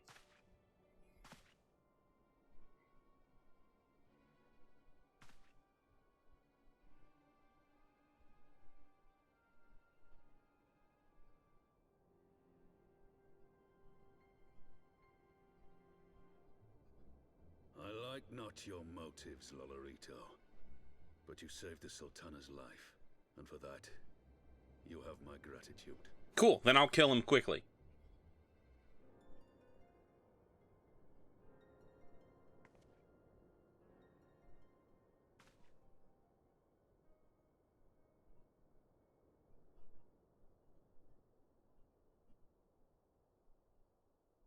Rauban Aldin, you are hereby reinstated as General of the Immortal Flames.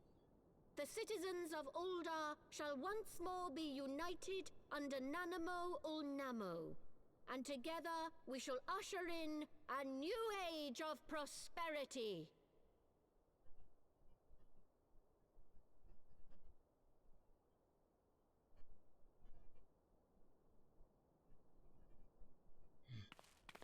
No, don't let them fucking go!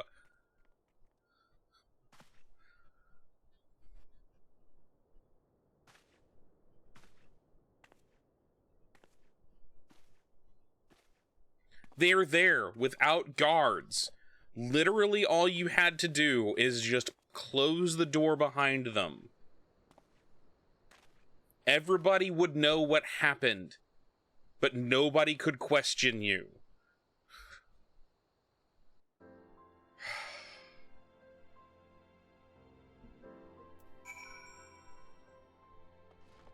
That is the dumbest shit ever. By the 12, I feel Lolorito's arrival would herald another bloodbath. Little did I suspect that he of all people would gift us the means to rouse the Sultana. We don't need the belts.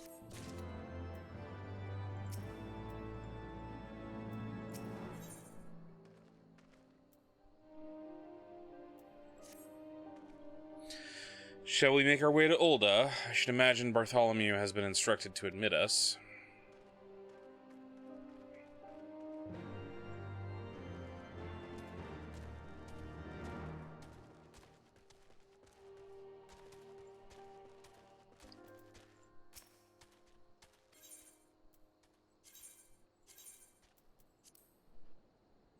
It's literally just like, come on.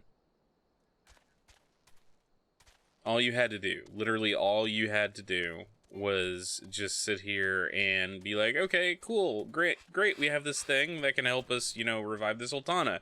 Alphino, hold this, please. This is when you kill Lolorito, and then you grab Dulala, and you're like, you got spared because you helped us. We're sparing your life. You owe us. Because otherwise your head would be rolling on the ground. Like...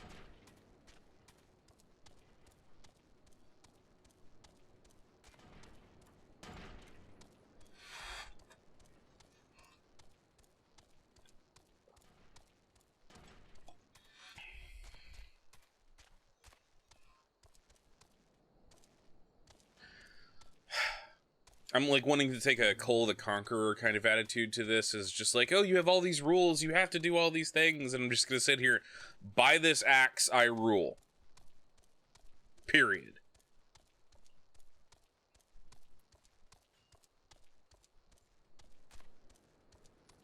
It's probably the best part of the fucking Cole stories, to be perfectly honest.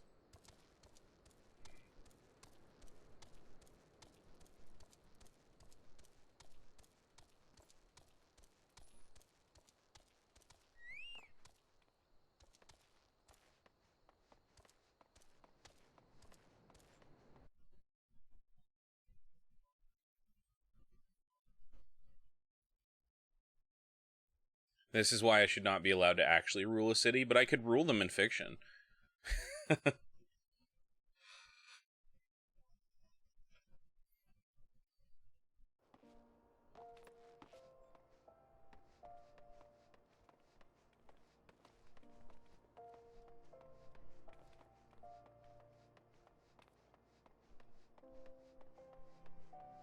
Alright, back to the Royal Promenade.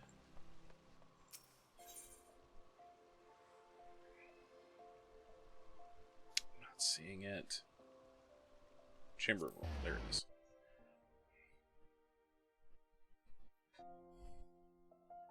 I mean, I don't think I'm being too out of character to say, like, fuck you, you're the reason all this shit happened.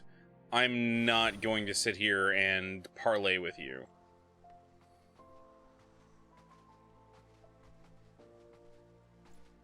Like, you're gonna die, and then we're gonna dismantle everything you own and give it to the poor. Because fuck you.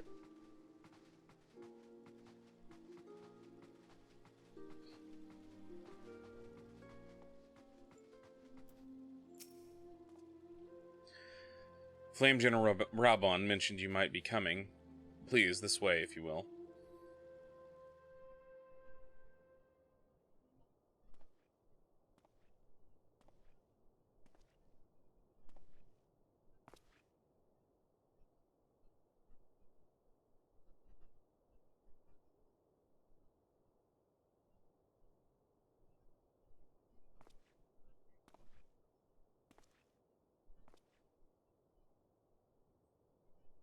She still has flawless hair, even though she's been asleep for months.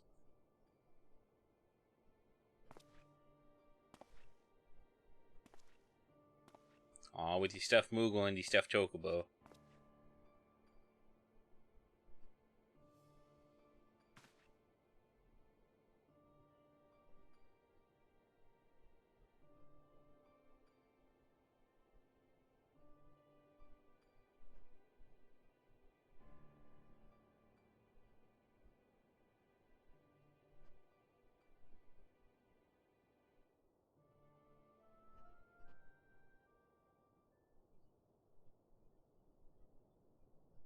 That's fair.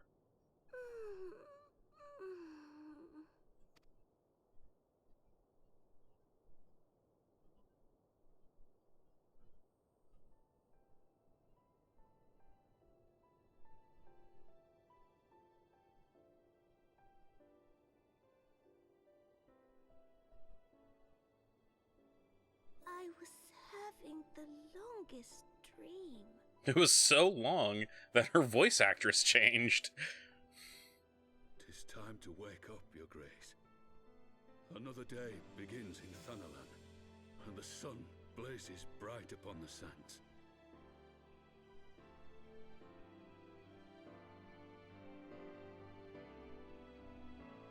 Where the hell is your arm?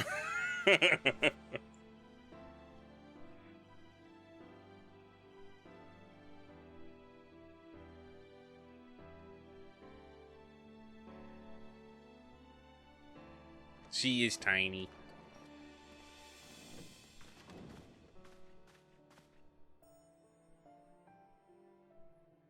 Wash your face, Ribbon. Her Grace is awoken. The palace physician assures me she is none the worse for her slumber.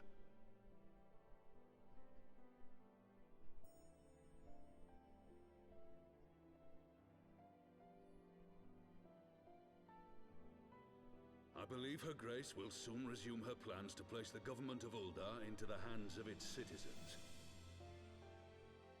Whatever path she chooses to take, I shall walk it with her. And we shall tread slowly, lest the nation be unsettled in our wake. I like the giant turtle in the middle of the table.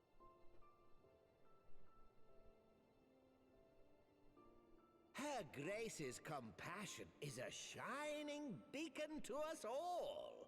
But what our city truly thrives upon is competition.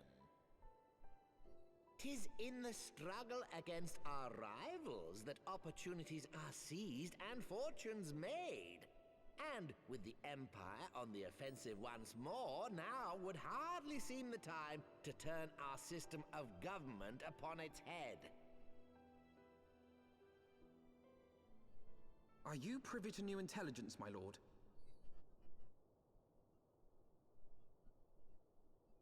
I would hardly call it new. Remind me, what was the name of that enormous Imperial warship which met its end in Mordona?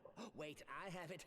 The Agrias. Yes, well, 'twould appear that the Garleans have been hard at work on another such vessel. They'd be dumb not to. How close are they to completing this ship? Is it operational? Its maiden flight was a success, I hear. I should imagine Emperor Varys is eager to see how it performs in battle. It's always My something. lords and lady, I move that it is time to repair the damage caused by Teleji Adeleji and prepare our great nation to repel the Empire once more. Ugh.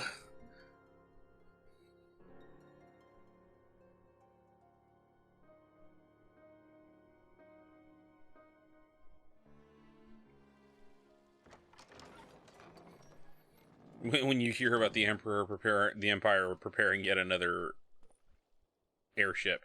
How many times must we teach you this lesson, old man? The Syndicate yet needs to put its house in order, but 'twould seem the worst of the country.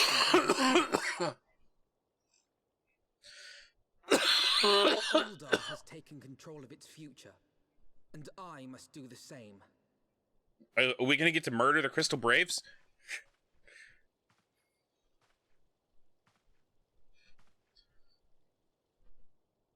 I have decided to disband the Crystal Braves. Well, duh. Among the recruits, there were those who supported our order's goals and convictions with all sincerity. 'Tis my I know, hope right? that these loyal men and women will choose to remain our allies in the battles to come. We already beat the shit out of most of them. As for those who sided with the traitor, Ilberd, they shall be hunted down and held to account for their crimes. It is my earnest hope that they will surrender themselves peaceably when the time comes, though I think it unlikely. Ah, my all-conquering Crystal Braves. The model army meant to pave the way for a single unified grand company of Eorzea. That so high an ideal should be brought so low. Hey, the Scions are basically what we need. I need not tell you how deeply the betrayal stung me. Yet I see now that it was mine own naivety and pride which allowed the Braves to fall prey to corruption. Hey, at least you admit it. As ever, it is to your own shining example that I turn for inspiration. Like you, I mean to stand firm in the face of hardship, and give mine all for the cause. So if so many people are believing in me, so many people just believing who I am, how long before I become a primal? Shine the light of dawn across the realm once more. The role of Crystal Brave Commander suited me ill, and I shall play it no longer. Henceforth, I shall be no more or less than Alphino, proud member of the Scions. Well,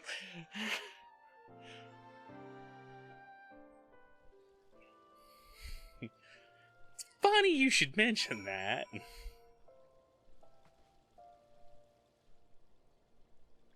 I cannot spoilers. I blush to speak thus of mine inner turmoil, but the fact remains, there is no man alive in whom I would rather confide. Were it not for your shining example, I might never have emerged from beneath my pall of despair.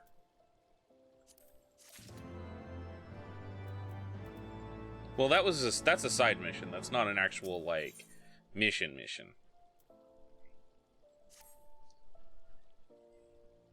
It's not story. Still no word from Master Garland. I hope his mana cutter of theirs is nearing completion.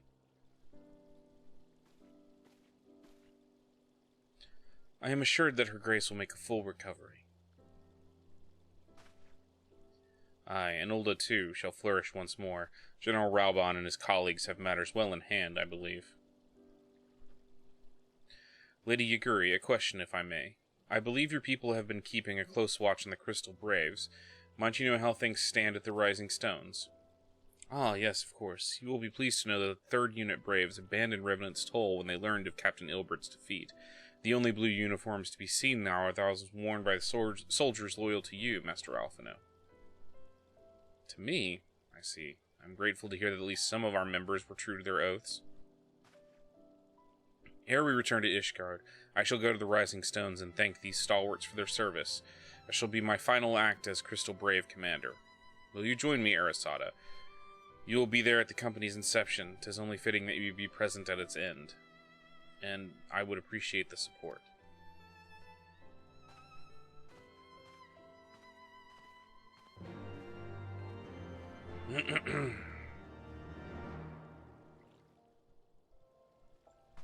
Alright. Back to more donuts.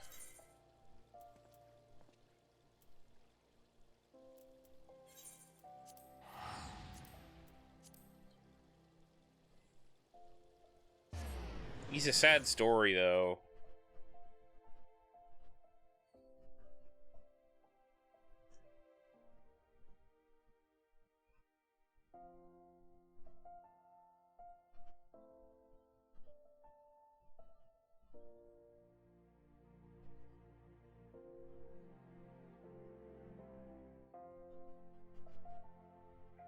But yeah, so I'm kind of...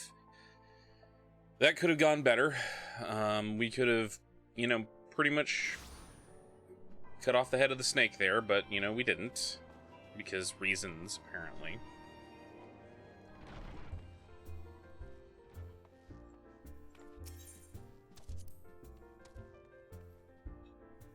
But no, I kind of have this idea in the back of my head is, you know, crystals and belief. You know, what's going to happen when, like...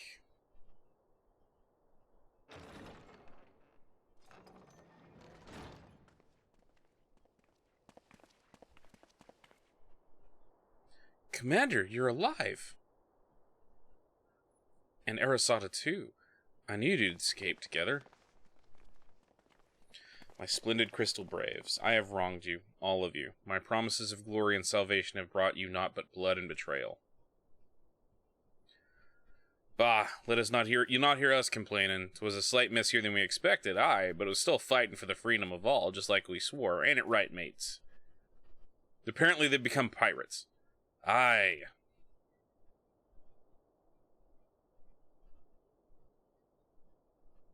You humble me. I am truly blessed to have such steadfast comrades.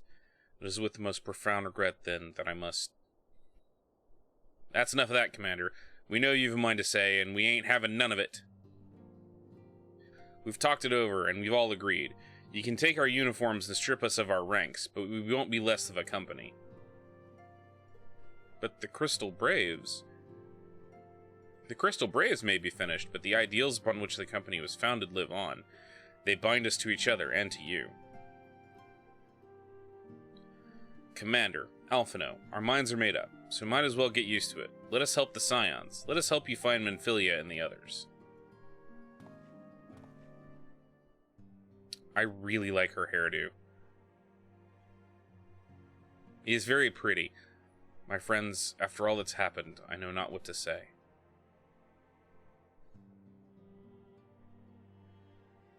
Aww.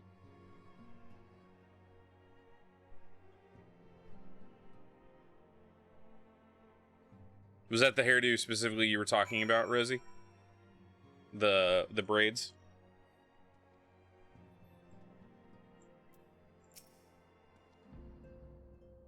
Sniff. Pray excuse me. I had thought my tears spent. My grandfather used to say that one could measure a man by the consistency of his comrades. Mayhap I am the exception which proves the rule. Nay, do not protest. I know I'm not worthy of their loyalty, Arasata. But as Thaliak is my witness, I shall do everything in my power to earn it.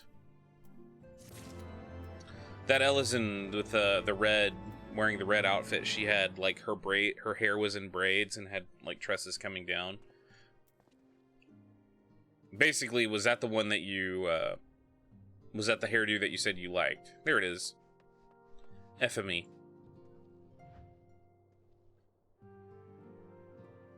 That is very, very pretty. I like it a lot.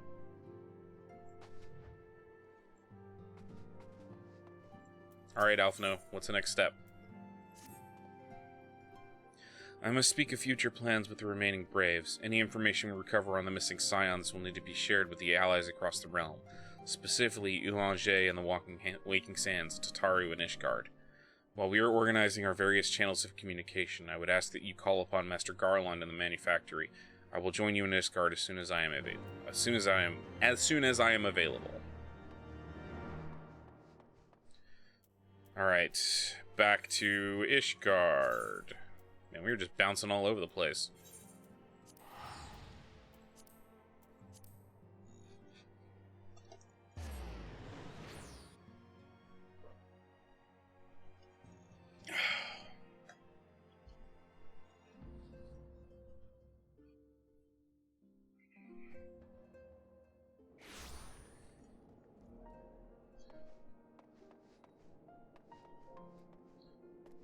So, as soon as it is safe, I'm probably going to, when I say safe, I mean like, safe to go out again. I will need to go get a haircut. I was looking at myself in the mirror today and I was just like, man, my hair is way too unruly.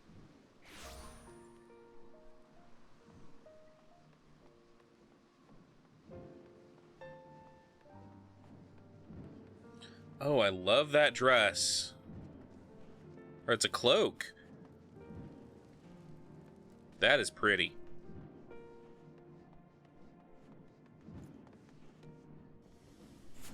Whoa, what is this? He must be Mechanist.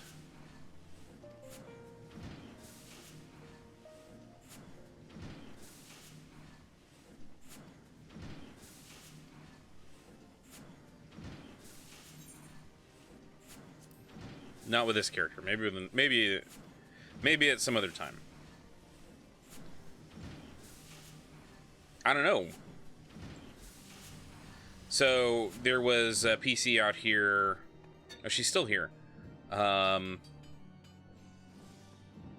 outfit that she's wearing is very, very pretty.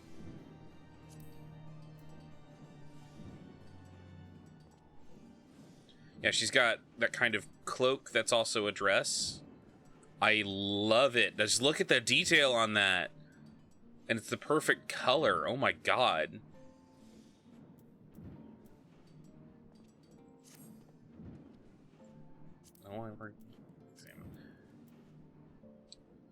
Let's see. Republican Equus. Elemental armor of maiming +1.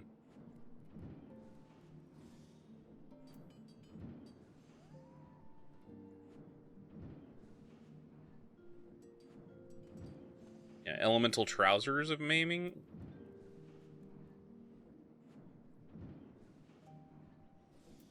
It's very, very pretty. I love it. I think it's gorgeous, and I love that color. I'm not saying it's something this character would wear, obviously, but it is lovely.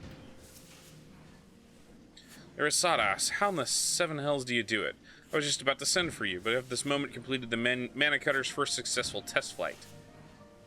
A few minor adjustments and we'll be ready to go. While we see to the finishing touches, you might want to pay a visit to Fortolm Manor. A dragoon by the name of Estinian was looking for you.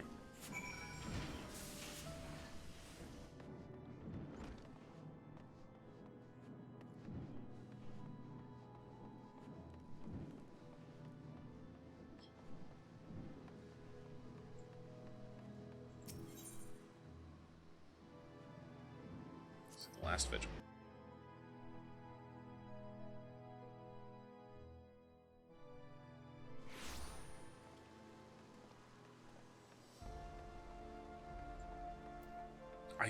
That's one of the things that kind of brings me back to this game continually, is just seeing all the different ways people have glamoured their outfits and made themselves look. And it makes me want to like literally just dive headfirst into the fashion aspect. All right, we're gonna take another break. We've been going. That was another hour. We're not done for the night. I do want to keep going, but we are gonna take a break. I'm gonna scarf down something real quick because I'm starting to feel a little peckish. But if you've been watching me, now's another good time to break. Get up, grab a snack, stretch your legs, all that kind of stuff. Hit the restroom, and we'll be back in about 5 minutes. Oh, I know about the fashion contest. The one in Manderville, right? In the Gold Saucer. All right. I'll be back in a little bit, y'all.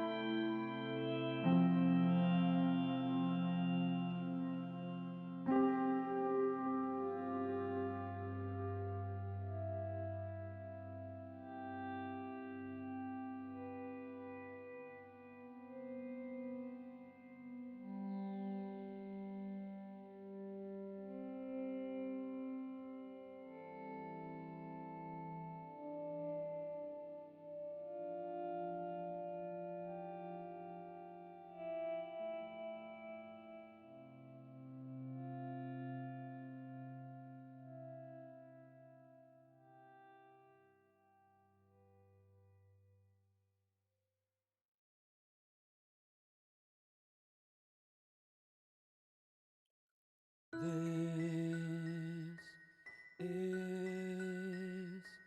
the end. Just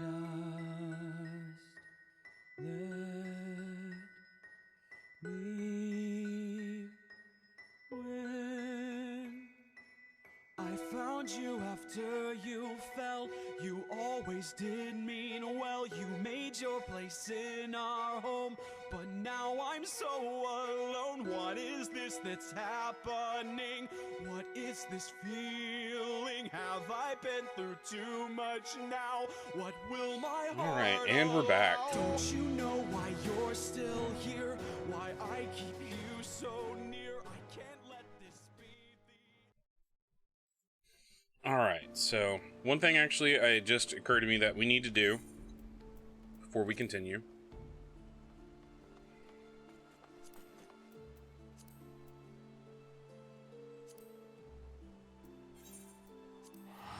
We need to head for the gold saucer.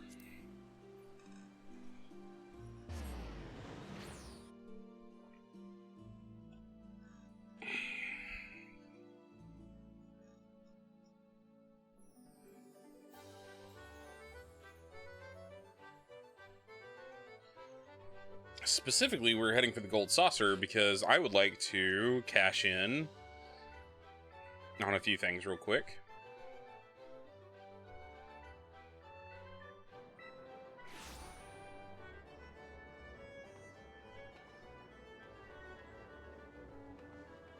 Oh, Air Force One is going on right now. To wait for NPCs to load in.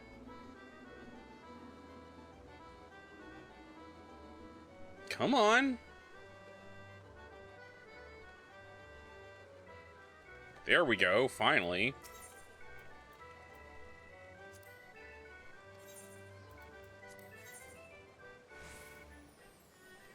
Let's see. Shit, okay.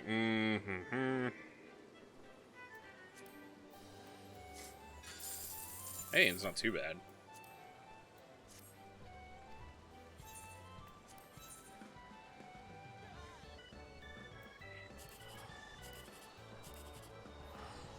Ooh, okay.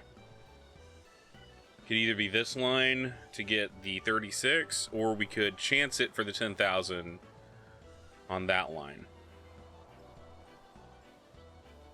Let's do this because it's higher chance. Yes! We got the 3,600. Oh, but we could have gotten the 10,000. Oh, damn it.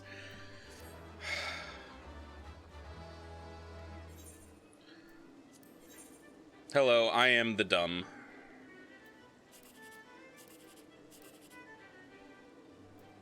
Shoot for it. Damn it.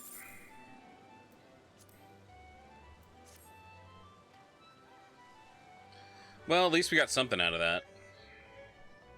Okay. Now we're gonna go to... Let's see.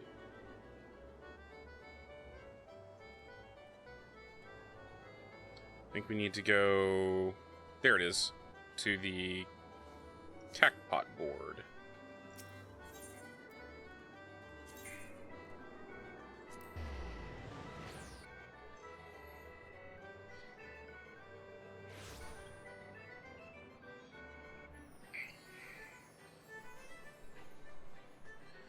All right.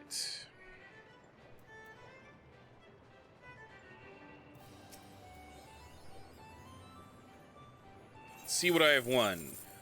I got 1,000, only 1,000 on this one.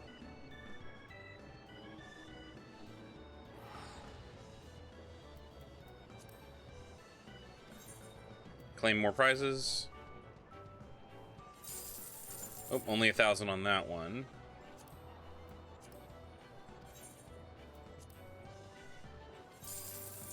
And only 1,000 on that one. It's 3 grand at least.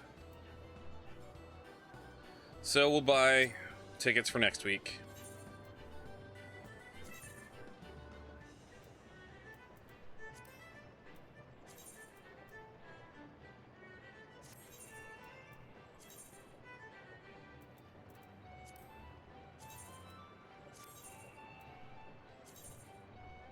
If I wanted to sit here and grind, we could get to...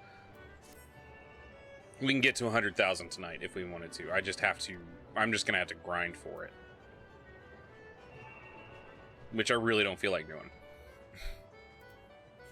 Alright, so back to Kirithus. Back to the serious part of the story.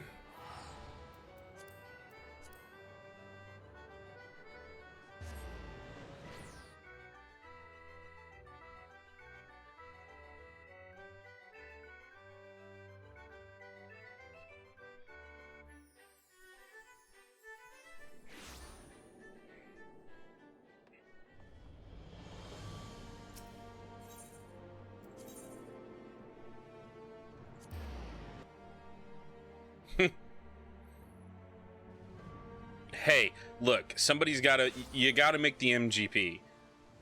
That is literally the only way to get to the fashionista aspect of this game, which is what this game needs to be.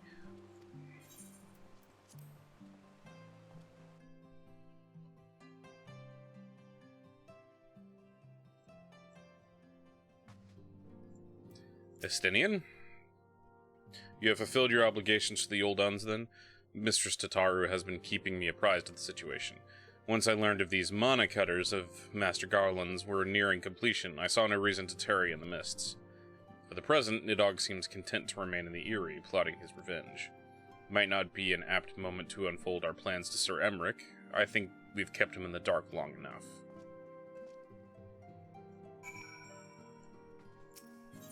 This will not end well for anyone involved. We're all gonna die.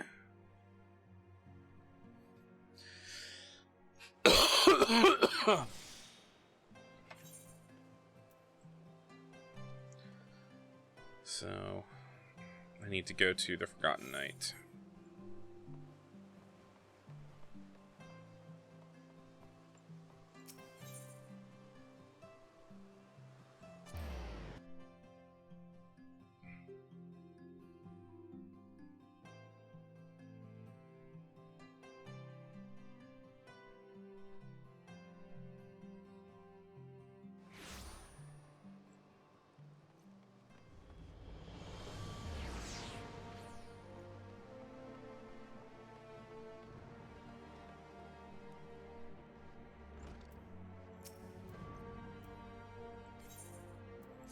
Go to see Sir Emmerich.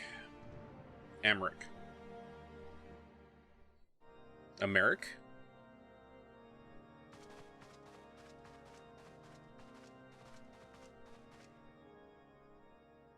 All stands ready, Lord Commander. Ah, the moment has come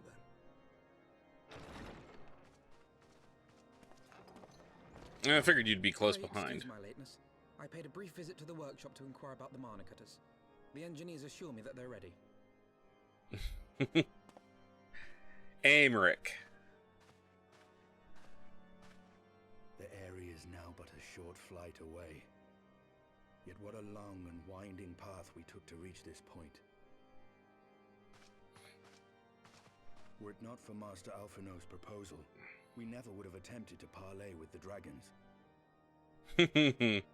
Though our negotiations yielded little, our expedition with Lady Isard taught us much.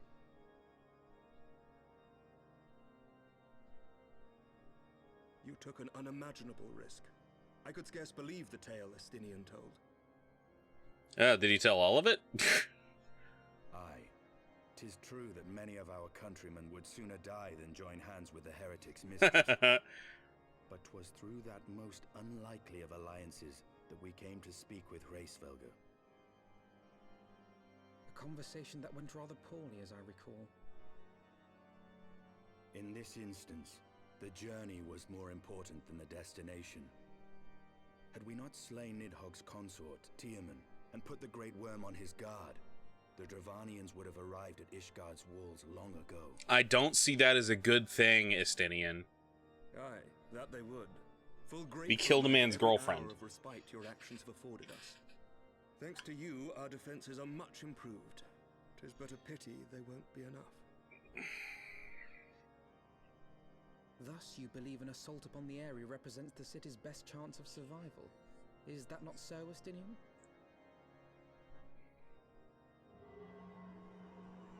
I am under no illusions. Nidhogg's might is legendary. But with his eye in my possession, I can stifle his strength at the source. So who has even so, Hraesvelgr's and I should eye? be glad indeed to have the Warrior of Light at my side. You shall have my blade as well. There are more of these mana cutters to be had, yes? I want to go fight too, but Lord you, Commander, but you no. can't. How can I, a proud knight of Ishgard, stand by and do naught while an outsider risks life and limb for our homeland? I swore an oath to protect this city. Pray leave the slaying of dragons to dragoons, Sir Knight. Your duty to command the city's defense is no less vital. But I want to go fight. Should we fail, and Nidhogg slip through our grasp, who then will hold the walls against him?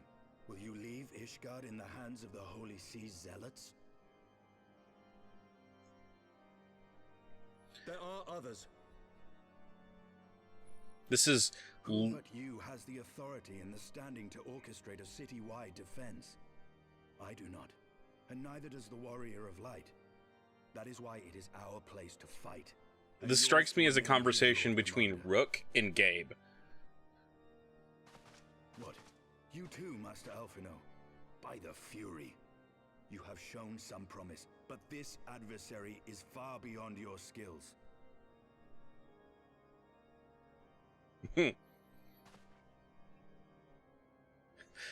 Pouch! Your candor is appreciated, Sir Dragoon. I shall remain then and cheer you from afar. Well, my friend, it would seem I have discouraged the last of the volunteers, and claimed the task as ours alone. But if any alive can best this worm, 'tis surely we too.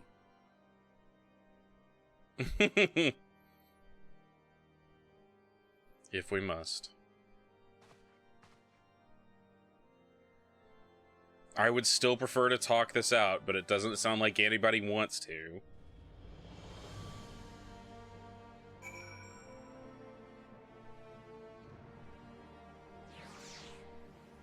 He wants to look pretty, damn it!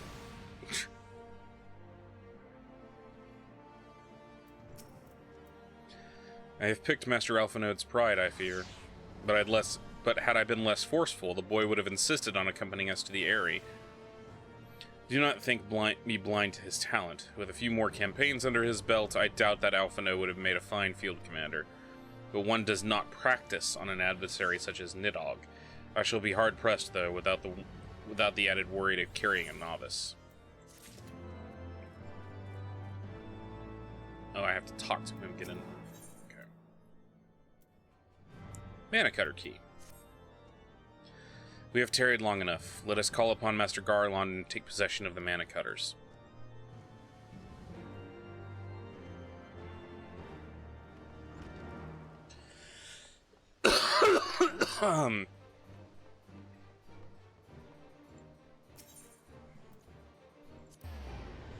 Oh, I hit the wrong one. Oh well. We'll go through an extra loading screen. Let's see. We need to go to the Skysteel Manufactory.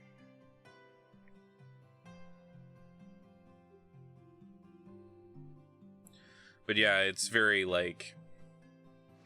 It feels very much like they're forcing me to not be able to quote, take the third option. Like I'm gonna have to either side with the dragons or side with the, I'm gonna have to side with the dragons or side with the Ishgardians. Is he not here? Okay. He is in here.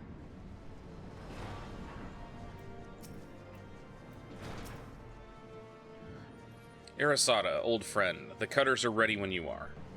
The finer adjustments cost us a few sleepless nights, but we got there in the end. Which means you can get where you need to go. I tell you, these little beauties tear through the wind barrier like a cement drill through Kermit drill through cottage cheese. And that, my friends, is a Garland Ironworks guarantee. You have our thanks. Come, warrior of light, the dread worm awaits. Kermit. Sermit.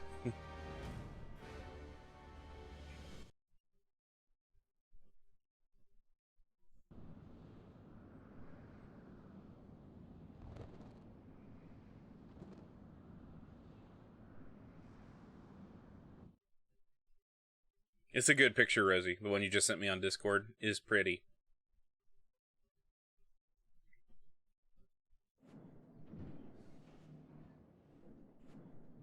The area is now accessible.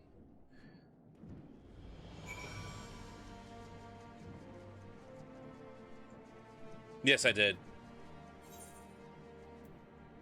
Let's see, it's a...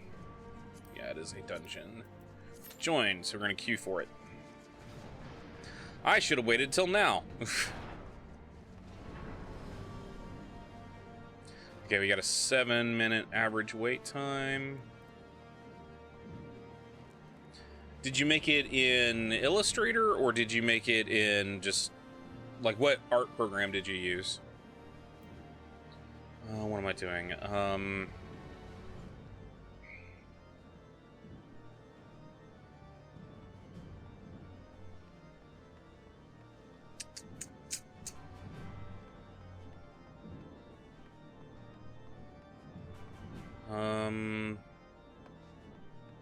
What shall we do as we wait? I know what we'll do.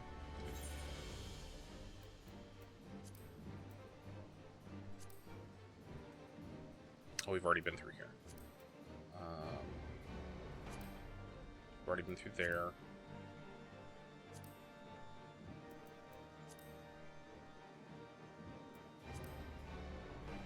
Travania.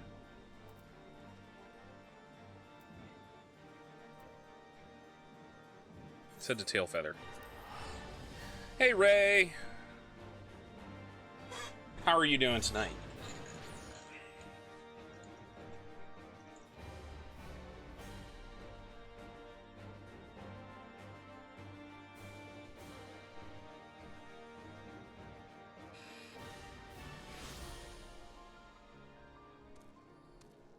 Ah, okay. It's a game weekend. I figured that was the case.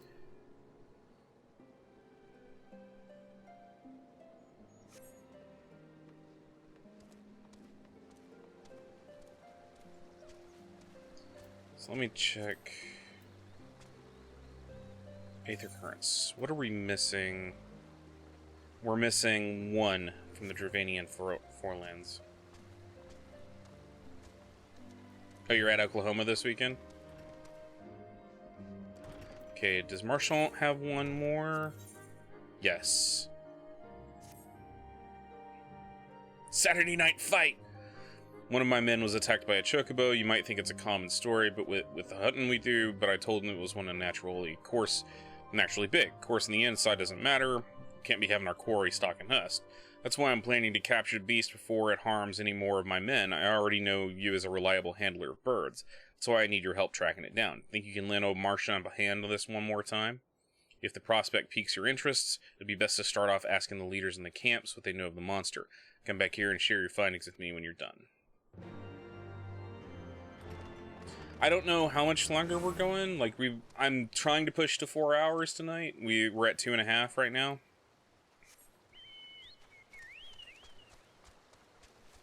What's going on, Rosie?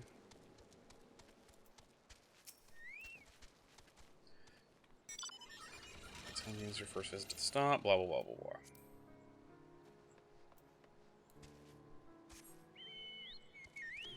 Alright, once we complete this quest, we'll be able to actually fly here.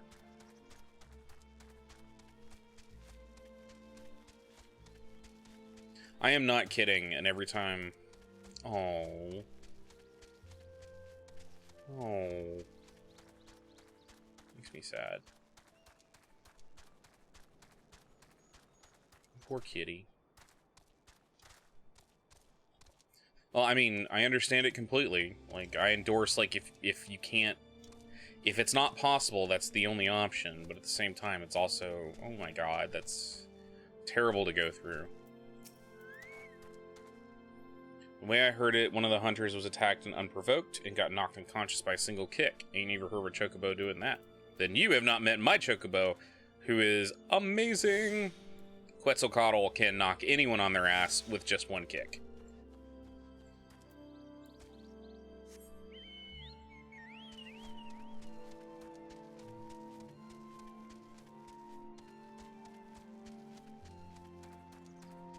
That's fair, Rose. I'm sorry that she's having to go through that right now. Especially now, of all times.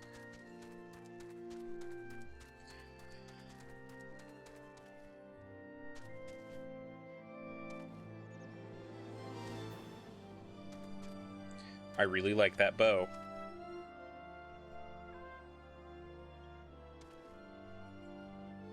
Do you see this bow, Rosie? I like it, and I kind of want it.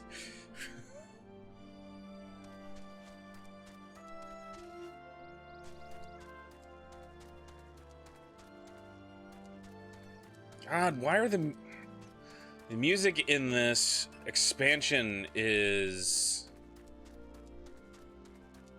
just so sweeping and just amazing. I love it.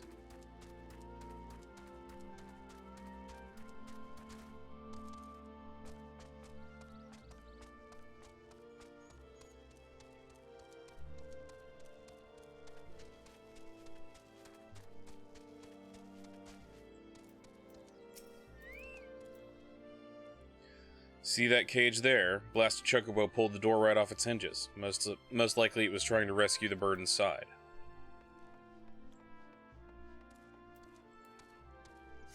Is braining bad right now, Rosie?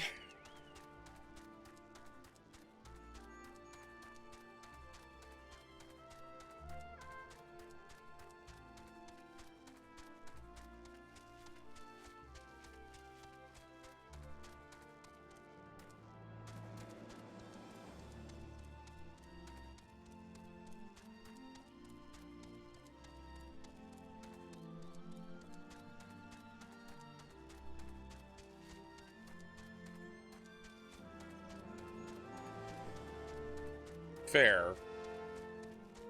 Can we just fight now?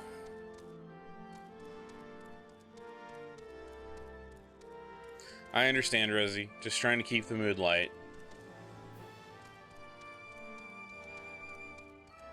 And Bear, what do you know of this? That bird ain't scared of us hunters, I can tell you that much. It's a rare one that comes away from an encounter with it unscathed.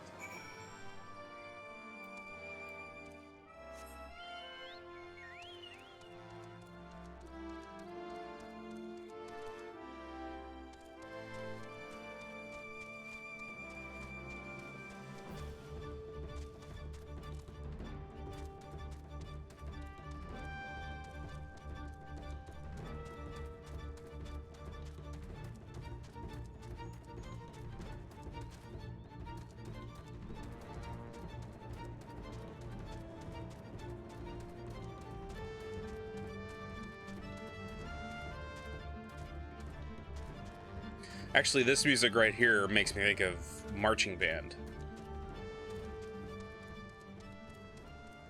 Not this music, obviously.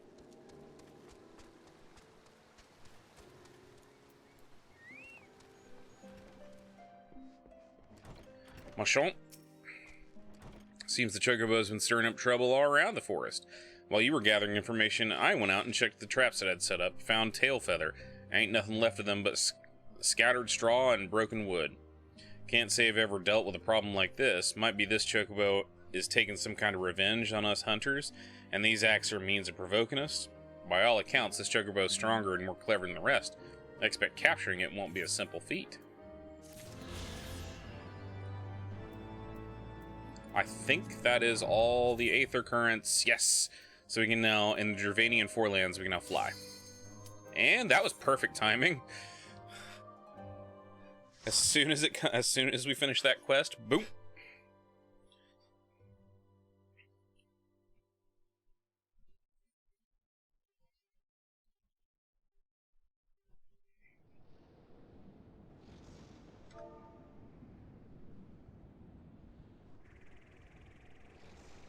I like it. I think they look pretty.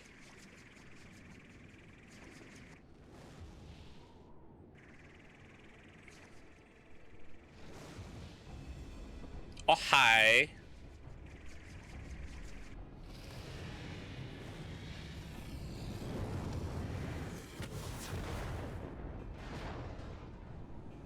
Yes, I want to see all the shiny clickety clackers.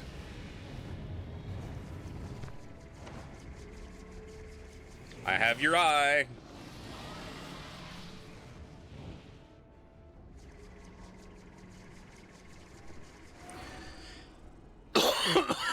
Oh, that's cool. Wicked mortals, I shall melt your flesh and turn your bones to ash.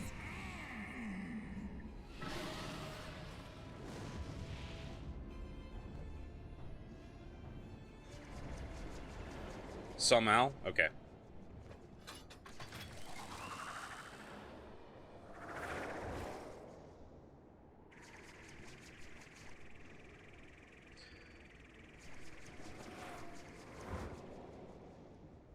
That looks like a landing spot.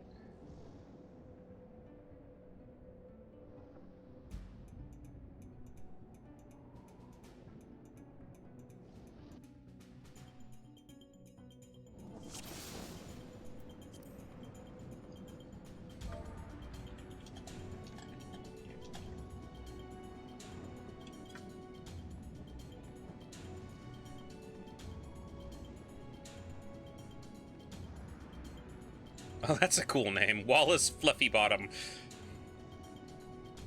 Oh, that's snow.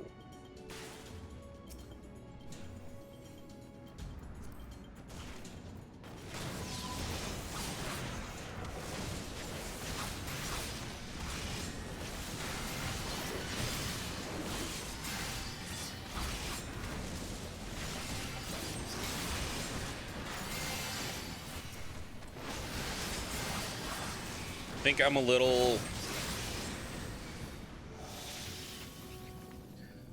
I miss not having my kinky gauge.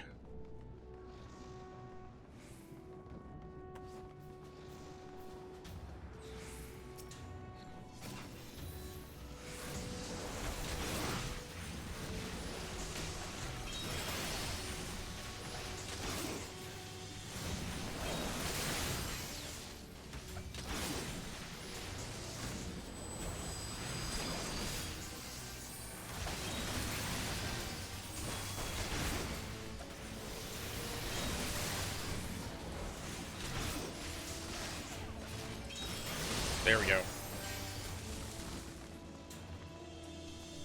Apparently Wallace knows where we're going.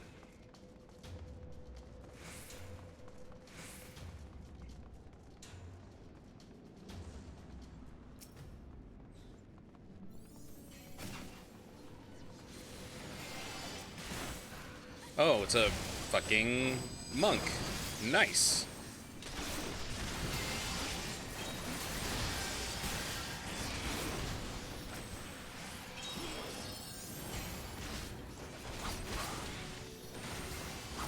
Okay, now I'm getting kinky.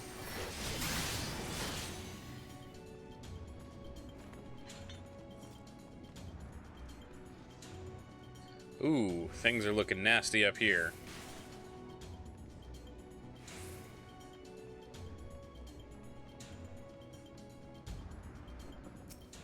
We got red lyrium all over the place.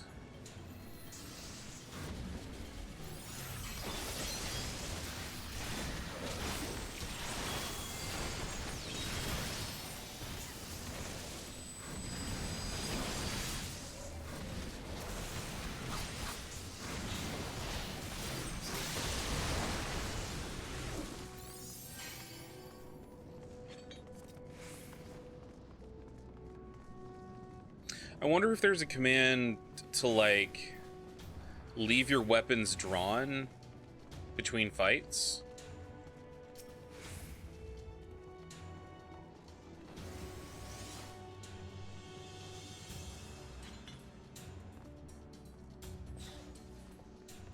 Alright, I'm gonna have to ask you about it after this dungeon, Rosie.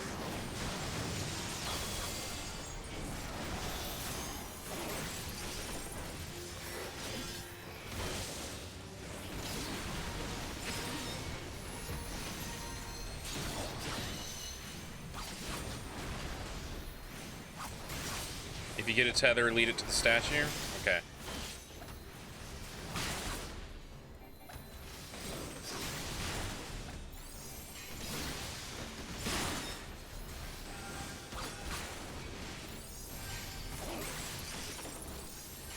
Hit him again.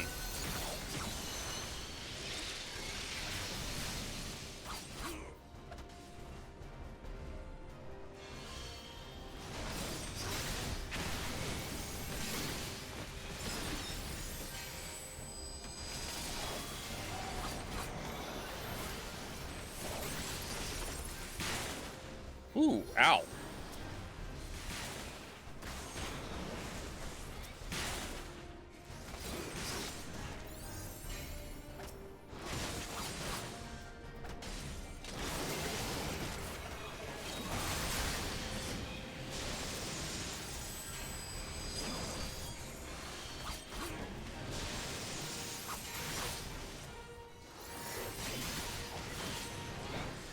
Look at that monk go with them positionals.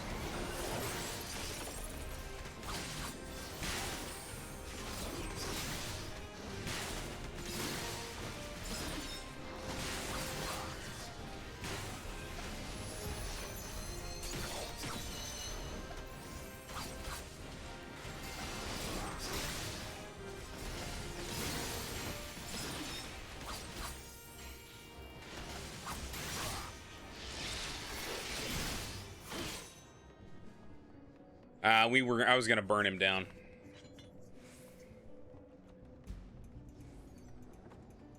A pair of orthodox jackboots of casting.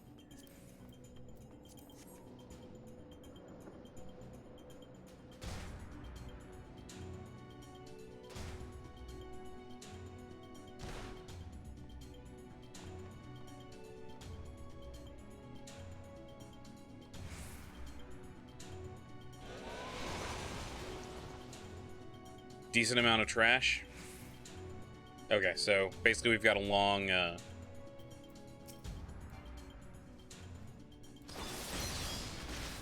we got a lot of trash to pull.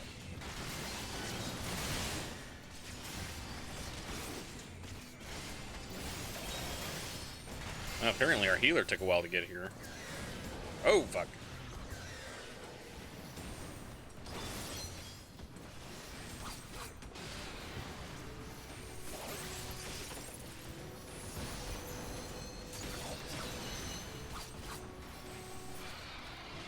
He likes to barf poison clouds everywhere, and there's an ad that eats them. Cool. We'll be here, Ray. Let the ad eat 2 to 3 and then kill it fast. Okay. Ah!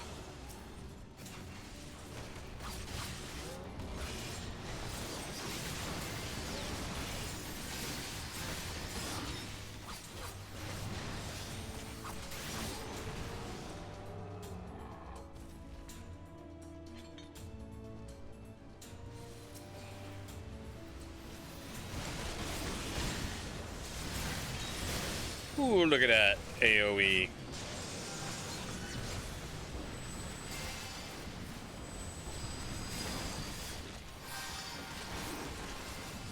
All that AoE.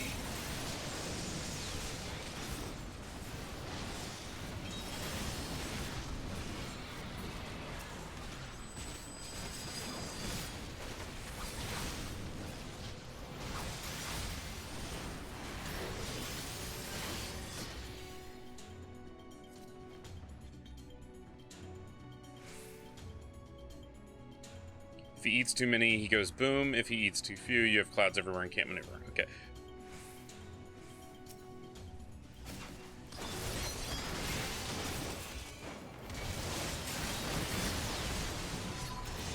Ah, that did the rotation wrong on that one.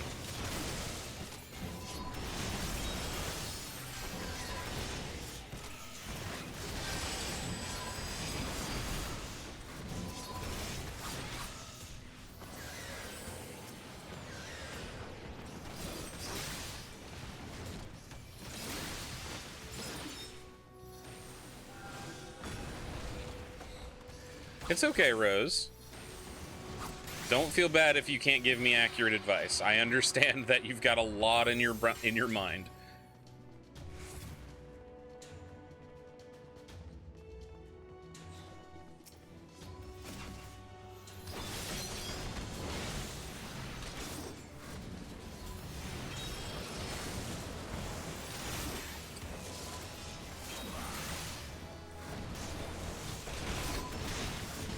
Apparently, I just won a couple things, so...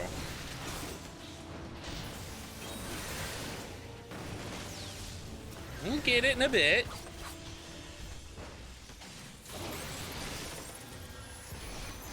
Just burn him, just burn him. There we go. He's treasure coffer. Loot.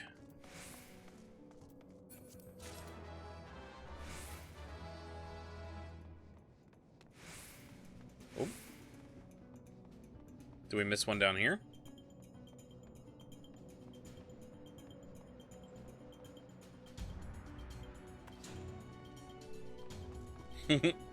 Must has all loot. All your loot are belong to us. Excuse me.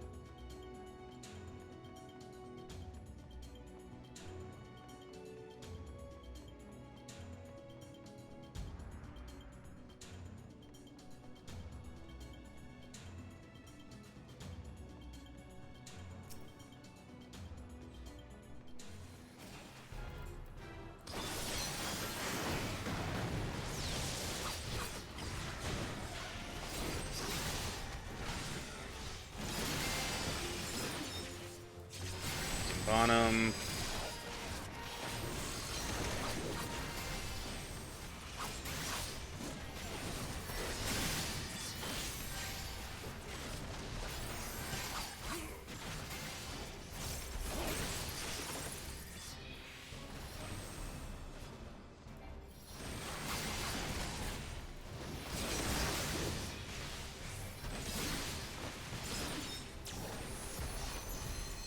Ooh. That monk just took that on the face.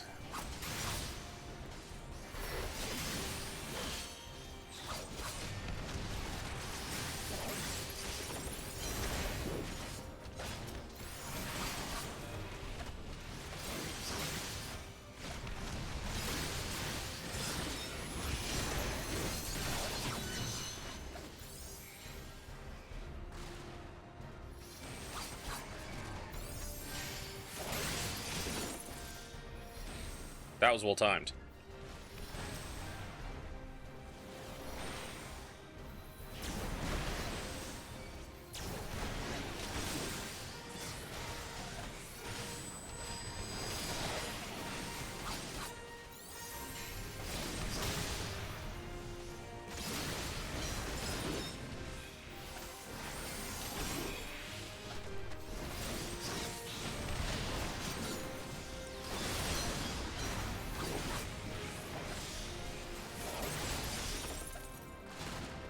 Ow.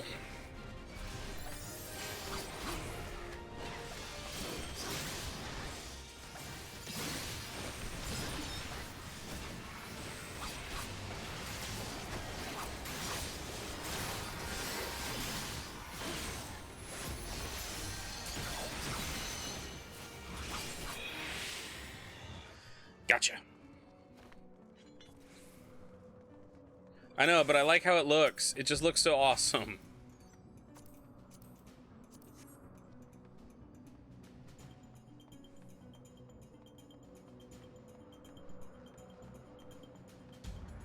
Dart in, dart out. Kill everyone ever.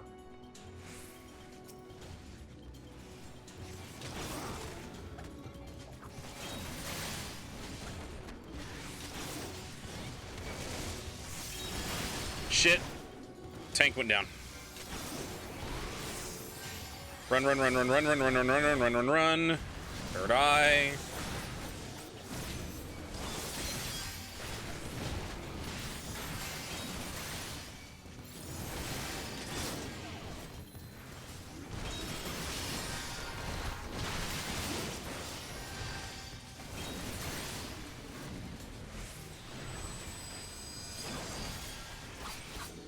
Whew, okay.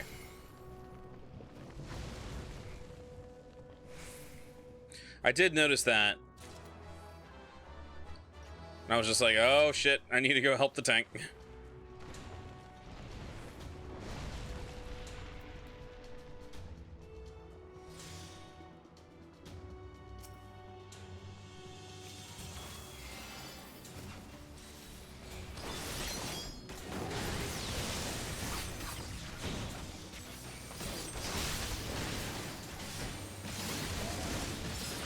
Good thing is we have a really great healer, so...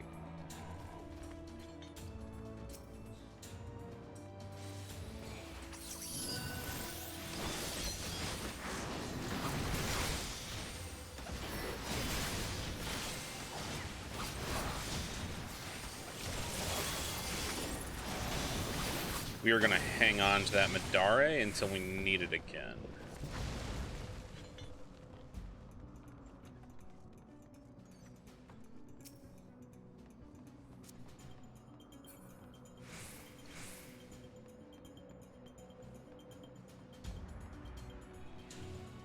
There's a lot of treasure coffers here, and I'm not getting anything from them.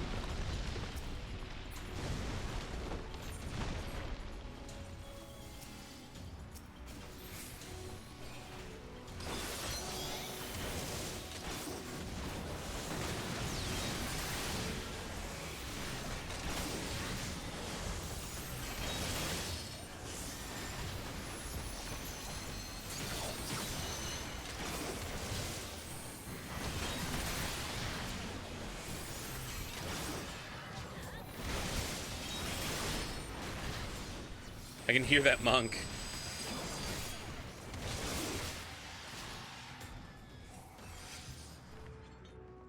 You can hear her doing her hit, hit.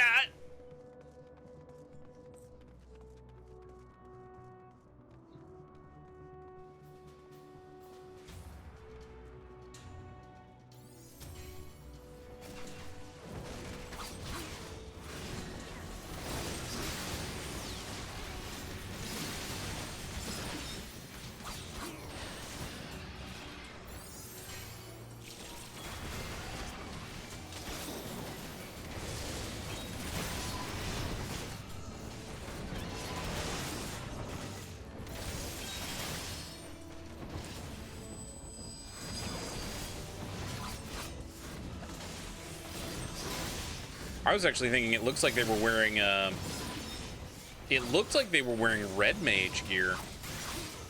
Because it looks like a red robe. Ah. A lot of wyverns incoming.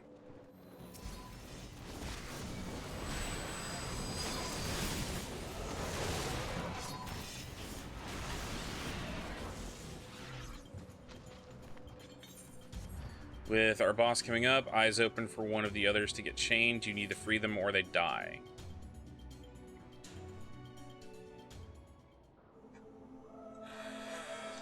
I will enfeeble the worm with its eye. You must strike.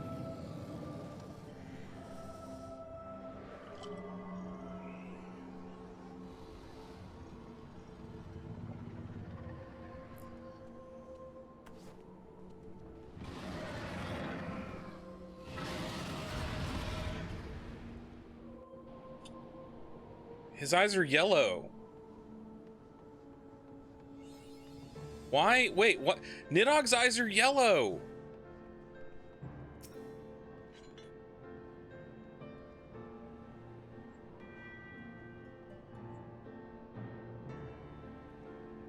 So whose eye is that?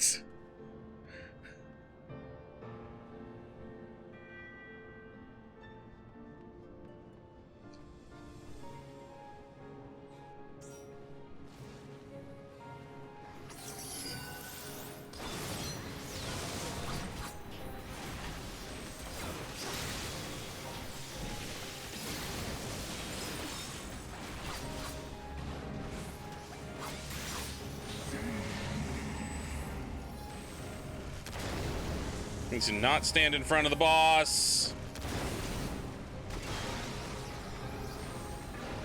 I'm noticing that.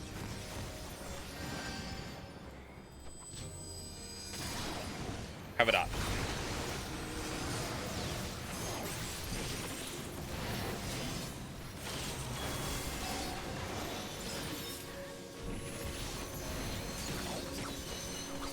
I love how he looks. I think it looks amazing.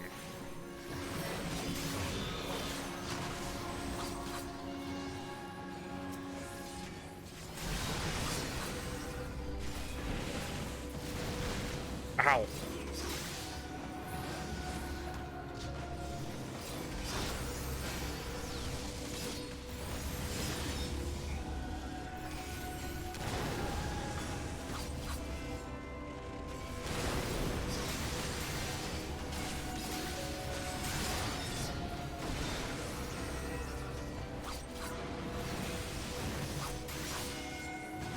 Yeah, he is.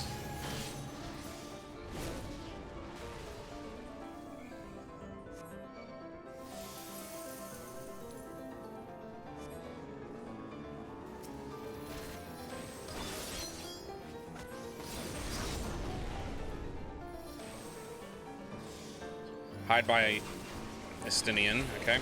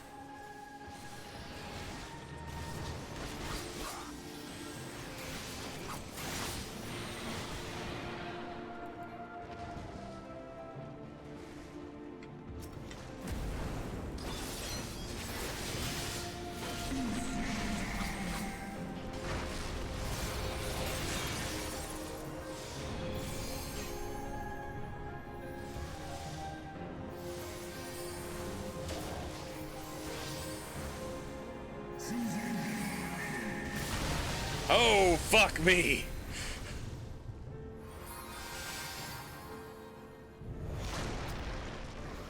All right, Nitty.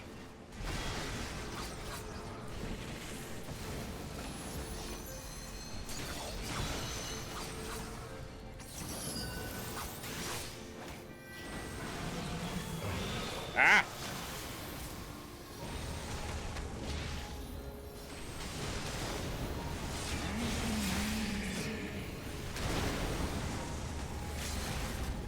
Limit break time.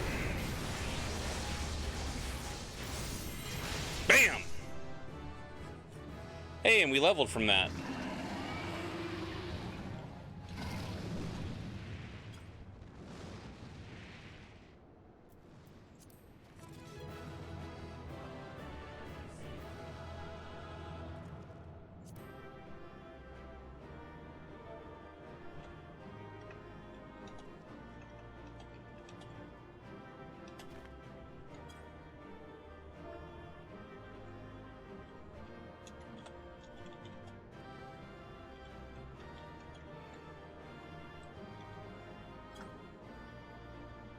Just want to make sure they all know that they were all awesome.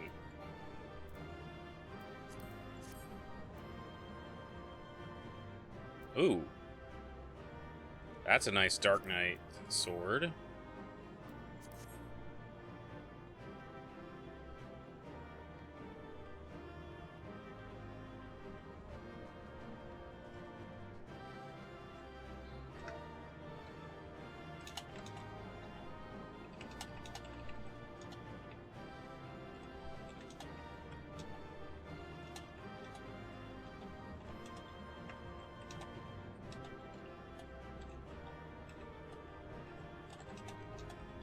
Oh, they left. I was trying to compliment them, and they left.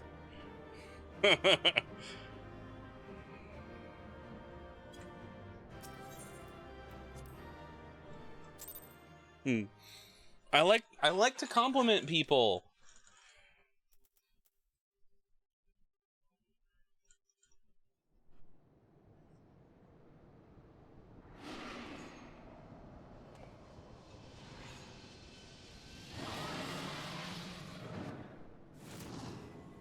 Whose eye is that?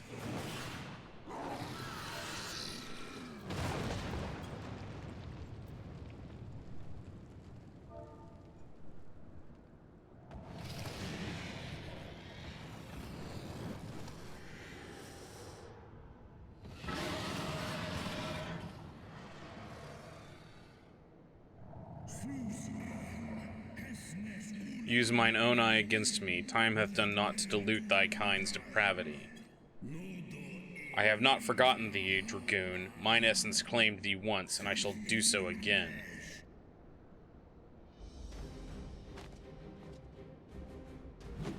No worm. This ends here. Oh shit! He's got Ravaskir's other eye! Literally, like, Ravaskir took his own eye out and gave it to Nidhogg.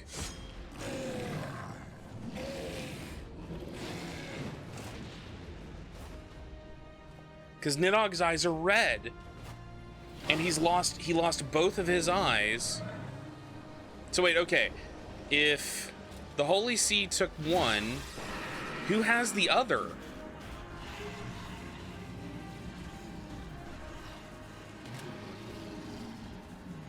Oh, we actually see his face.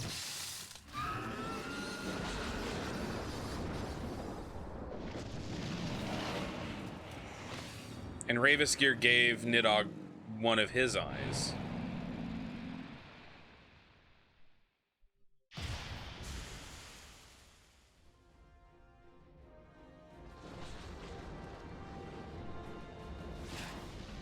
Holy shit. He is now the Red Ranger.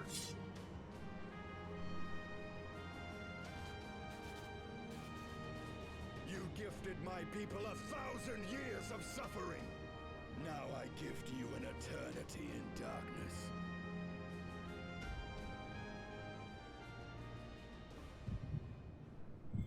And Echo.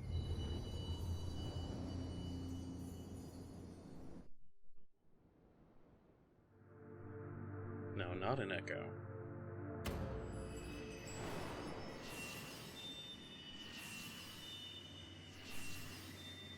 Midi, what are you playing at?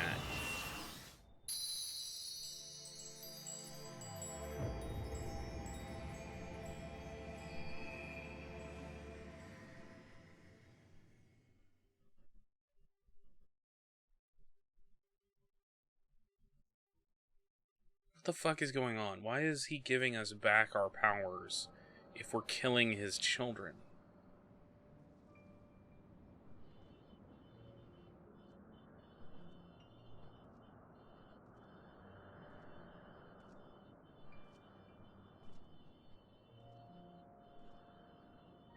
It's a lot of dead dragoons.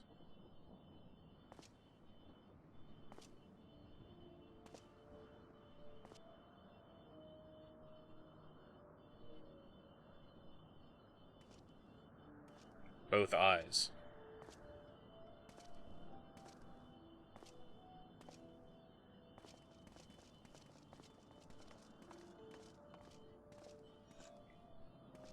They are ours, Lord Eldrath. The eyes of Nidhogg. Of course it was Zemail.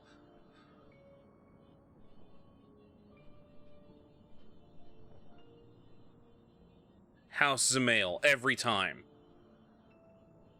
Aye. The worm lies broken and my father is avenged. With the wellspring of his vitality thus denied him, Nidhogg shall not linger long in this world. But behold the terrible price we have paid. My sire is dead. So many brother knights slain. But, okay. We traded our honor for the strength which now courses in our veins. And still we are forced to make such sacrifice. But not in vain, my lord. Hraesvelgr is the only great worm left in Dravania, and he dares not leave his lair. With Nidhogg's eyes in your possession, who now can challenge the might of Ishgard, ascend the throne, and take your rightful place as the ruler of our people?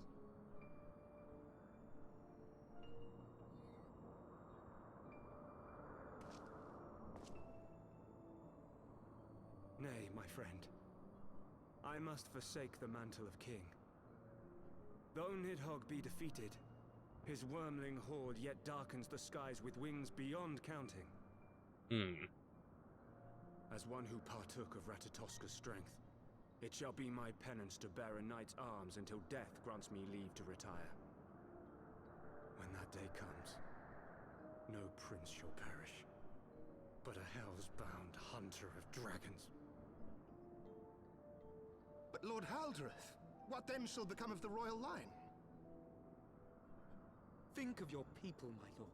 Without a king, who will the common man turn to in his hour I'm of need? confused by some of the things that he's saying. Hand to guide him. I thank you, Sir Flavian and Sir Silvertrill, for dispelling my remaining doubts. With men of such wisdom and compassion in service to the realm, 'tis plain that Ishgard has no need of a king. But if you must bow to the demands of tradition, you need look no further than yourselves for one worthy to wear the crown.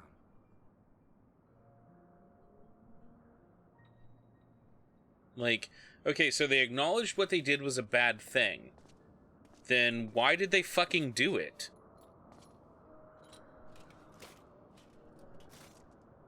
Also, he has Estinian's lance. Knights, my loyal friends. On these shoulders shall I bear the weight of my father's sins. With this lance shall I repay the debt accrued through our misdeeds. But they... Okay, so... Alright.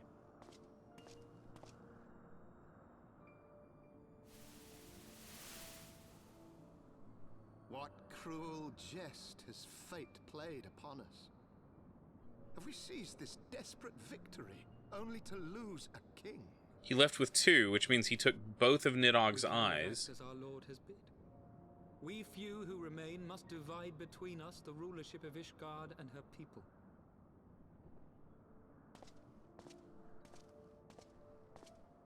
Not I. My oath was to Lord Haldreth and he alone. If he is not to be king, then I would hang up my shield as well.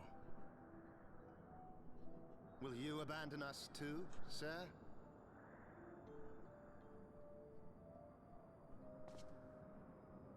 I would wash my hands of blood and betrayal and take up an honest trade. Mayhap I shall serve ale instead of sharpened steel.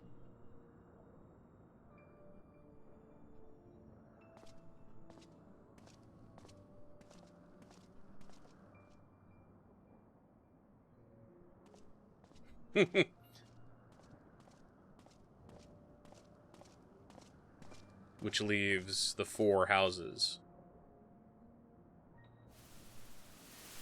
We 4 then.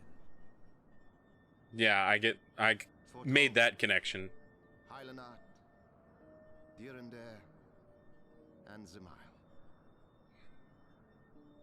But 4 houses to rule all of Ishgard.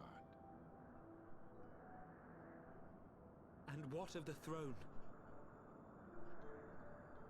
We keep it empty. Until the day a king rises once more. We must assume the role of stewards. You will do as Tolkien bids you. We shall shape our nation anew with a history of our own making. And let the truth of this dark day die here, upon the battlefield.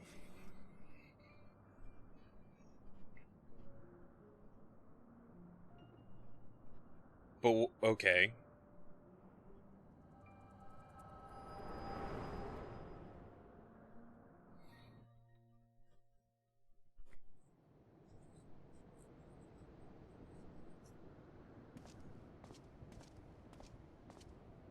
ails you, friend?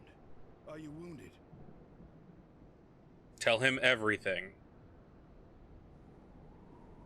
Wow, that was quick. Born witness to history, to the culmination of the first battle with Nidhogg.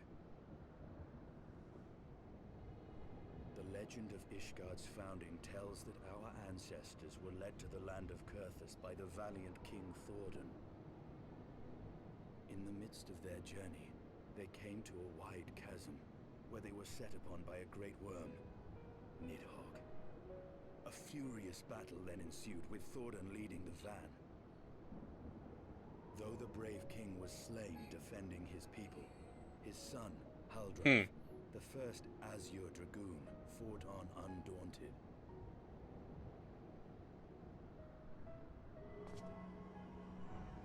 And with a mighty thrust of his lance, he gouged out Nidhogg's eye, forcing the wicked creature into retreat.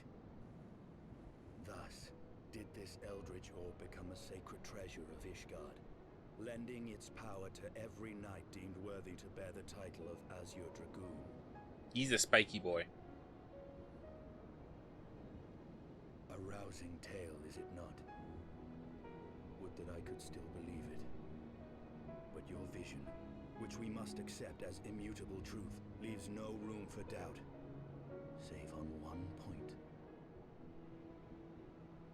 If Haldrath took both of Nidhogg's eyes, then how came this eye to be lodged in the worm's skull? Hey, Xenu. I hate it when that happens.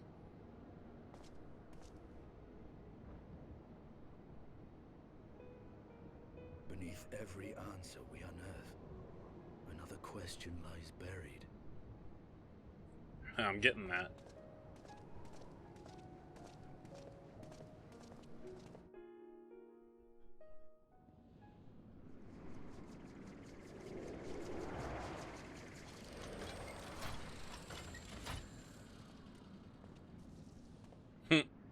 Until we actually get there in character.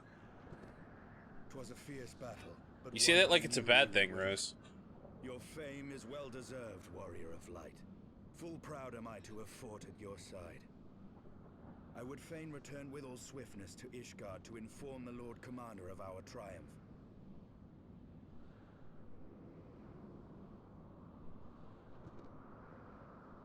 Doesn't sit well, does it?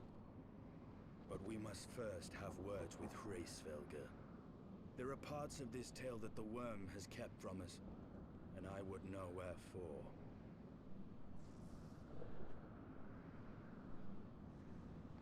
I was about to say, we need to go talk to him.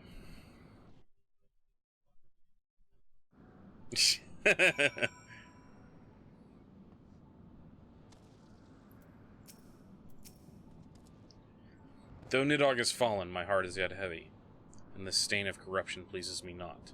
When all has been put to rest, I must needs forge my armor anew.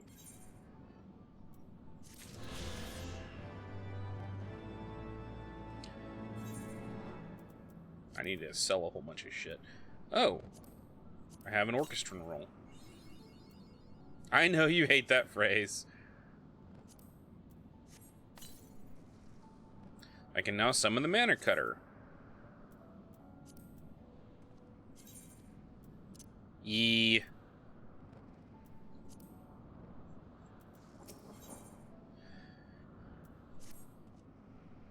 With Nidhogg fallen, none save Hraesvelgr remains to answer our questions. Let us trouble the worm again. If Isart yet lingers at Zenith, all the better. I would have her hear the truth from the dragon's maw. This is not going to go well. We're literally going to show up with you covered in Nidhogg's blood. This is not going to go over well.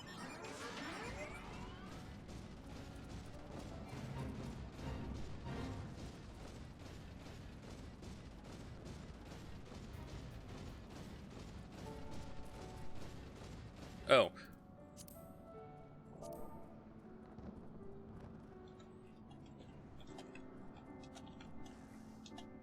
I know. I'm going to go back and get them all after we're done with the story.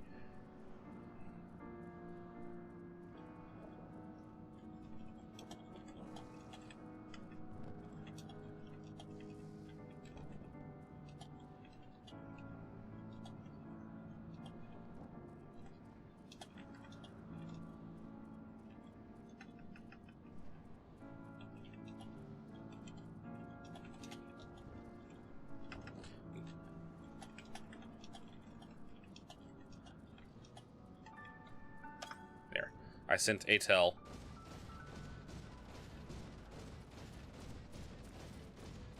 I'm so focused on story right now, I just want to do story. That's it, literally it. I know it is not... it is not... What am I trying to say?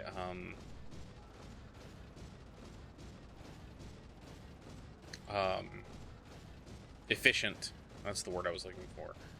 But I kind of just want to keep doing what I'm doing.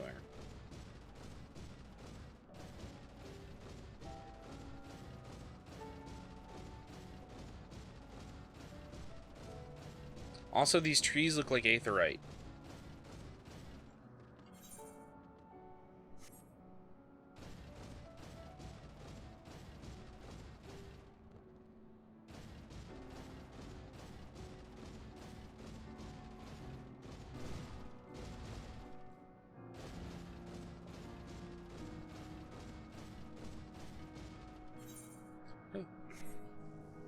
This map is butts.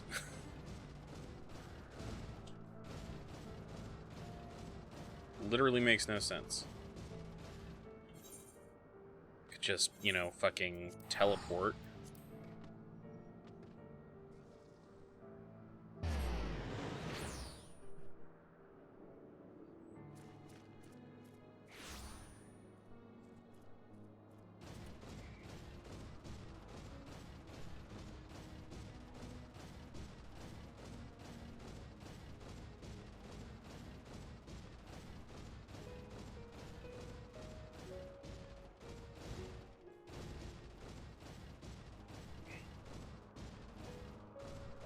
Yeah, we're literally gonna get here, and Lady Iceheart is going to try and kill Estinian because he's still coated in fucking dragon blood.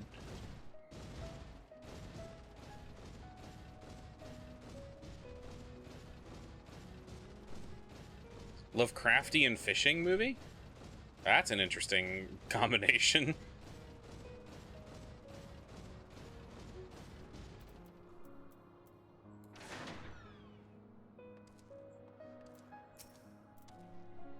"'Twas you, was it not? The furious screams of the dragon carried far. You have slain Nidhogg. What more could you desire of this place? Will you not allow Rayveil to mourn the death of his kin in peace? Spare us your sanctimonious judgment, Ice Maiden. We have a gift for the Great Worm, and a mystery that can no longer lie buried.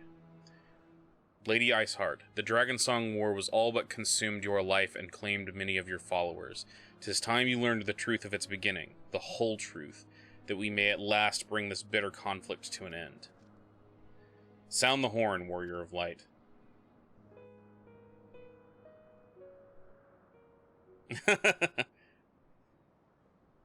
Why could this happen to me?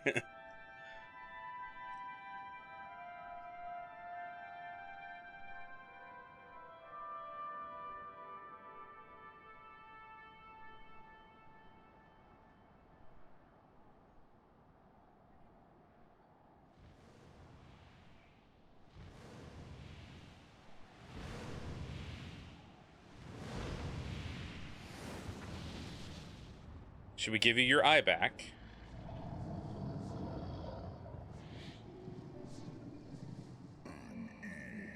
Impudent mortals, ever sinking to bury old wrongs under new.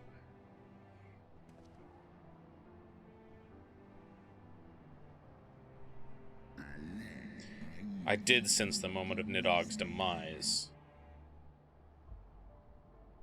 You mean the moment I prized your eye from his head?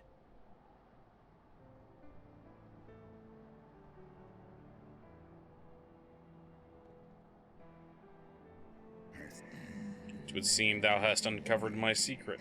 Aye, under the blinding Nidhogg did I yield one half of my strength.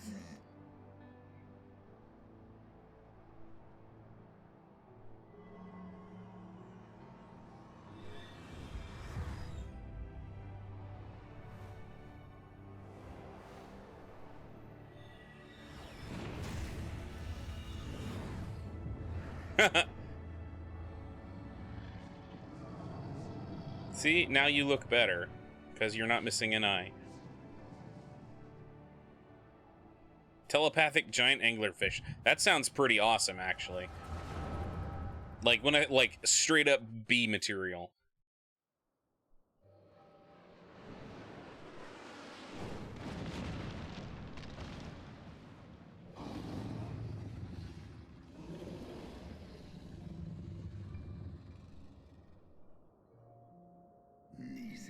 Nidhogg, what hath befallen thee?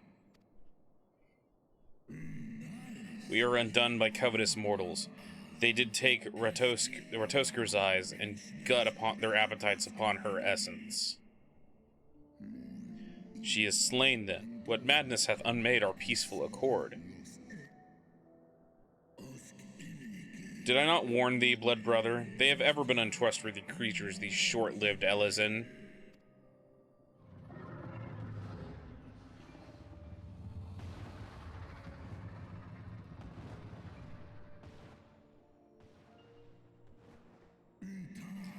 But thou wert enchanted by thy mortal maid. Thy folly has cost Ratatosker her life, and me mine eyes.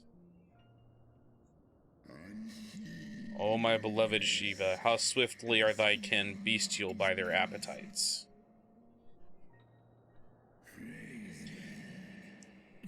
Hraesvelgr, why was thy blindness that did invite disaster into our lands? Surrender thee and I to me, and let that be thy penance. Nidhogg. They bested me once, but I was reckless. I shall need but a single eye to inflict enduring torment upon these traitors and every child of their line. Yield unto me thy strength, rude brother.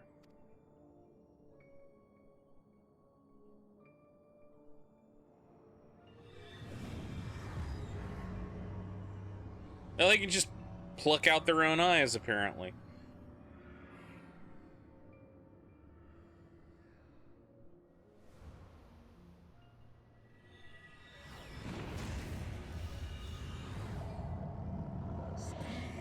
My vengeance is begun.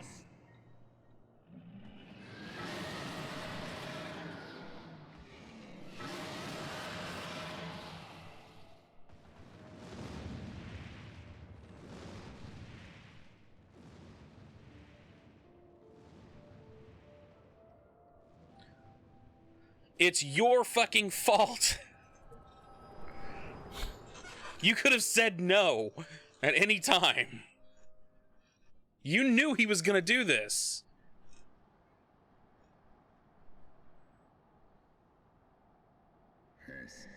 Thou hast borne witness to the scene of my past.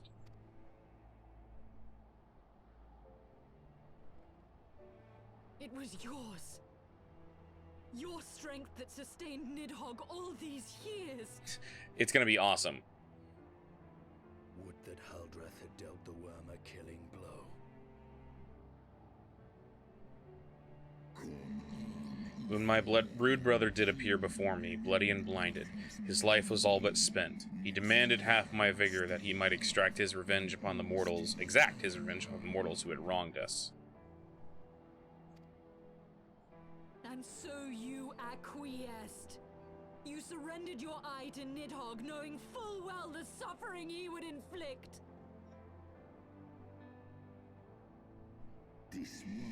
The peace my beloved so dearly desired had been shattered by her own kin. The treachery claimed my brood sister's life and my brood brother's reason. Thinkest thou thy fits of indignation will move me to remorse?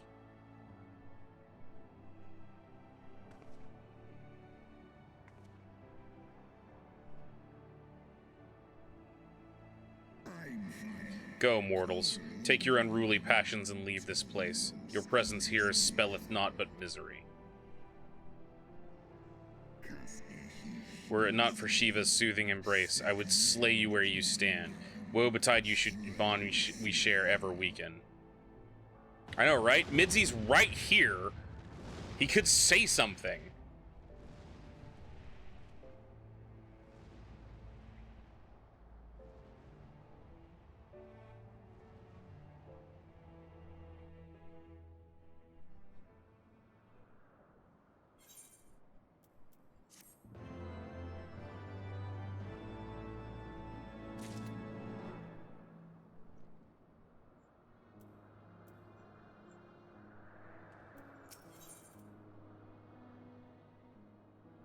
Unrest in Ishgard.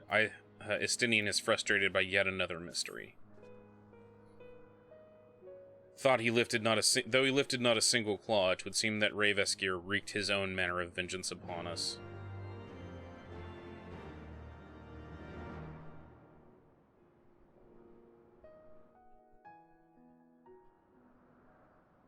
'Twas my life's goal to slay Nidhogg, but I find there is little joy to be had in its accomplishment. But you have rid the world of a hate-filled creature, and ended a bloody war in so doing. Stop it, Yzael.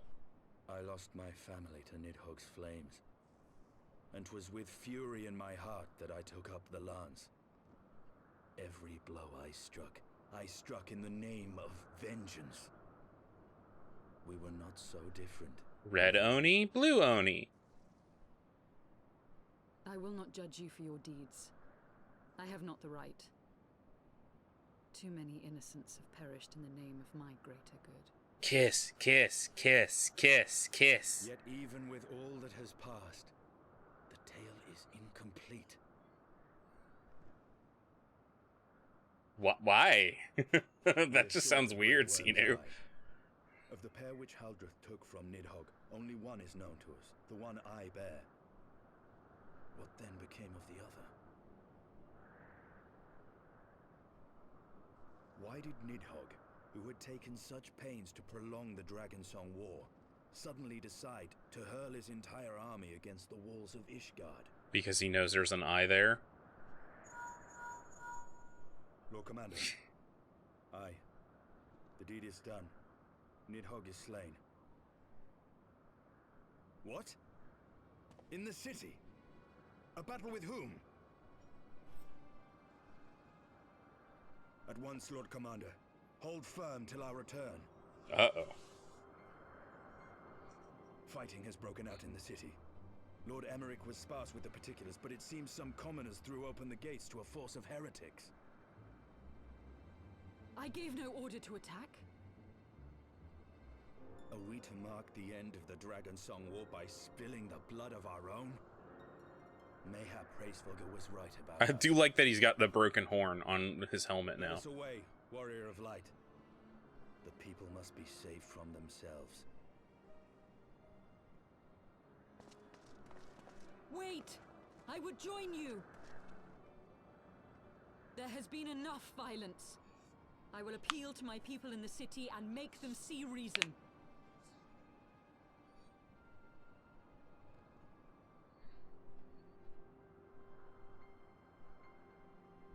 Come then, Lady Iceheart. Let us write the final chapter in this damnable war.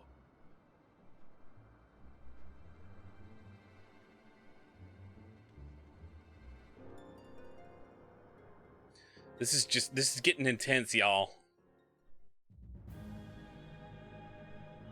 Meanwhile,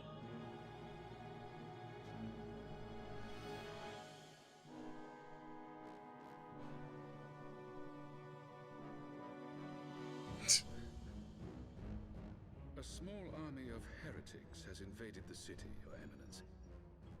But there is no cause for concern. A sizable contingent of our soldiers is already in place to repel the Dravanian assault, and the intruders will soon find themselves outnumbered and outmatched. Our plans proceed apace, then? Yes, Your Eminence. This unrest shall serve to feed the people's fear of the heretics and the dragons both. oh my god. And lend renewed fervor to their prayers for deliverance. Very good.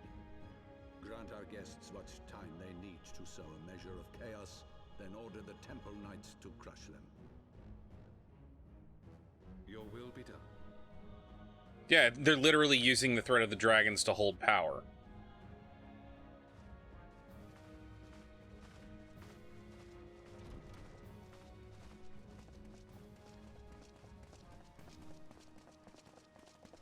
The war would not exist, basically, if these idiots were not actively, like, playing both sides against each other.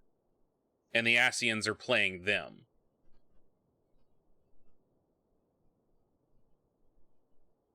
Hello, La Habrea. The moment is at hand.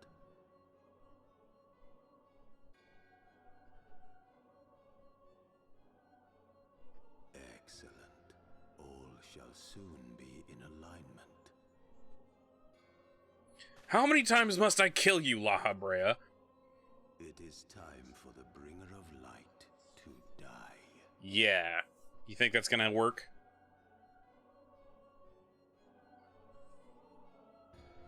How many times must we teach you this lesson, old man?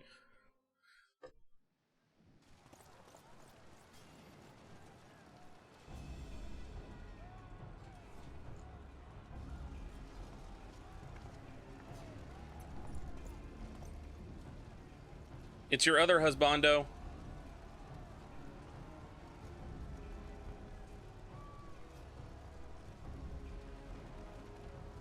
Shrug. How much you gonna trust me? How much you gonna trust me?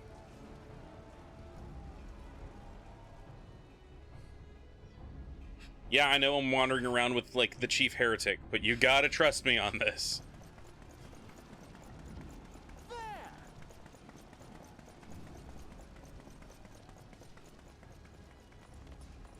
Comrades, sheathe your swords. There is no need for further bloodshed. My lady! She has come.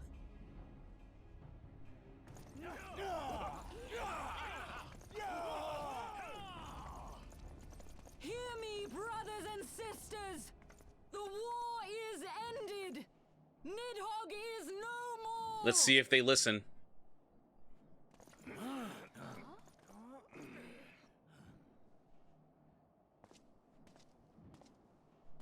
Aye, it is so.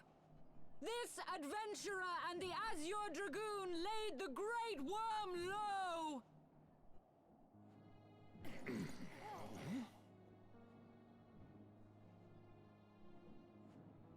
The endless cycle of violence between man and dragon was born of our forefathers' treachery.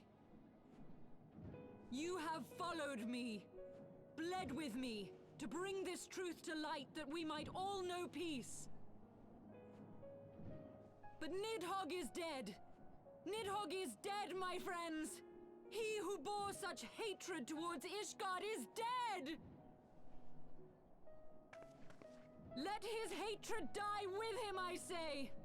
Let us sheathe our swords and go in peace. Have we lost? We all lost. Nobody won. No, my friend. Far from it.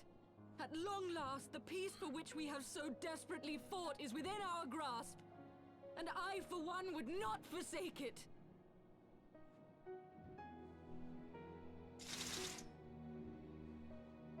Peace?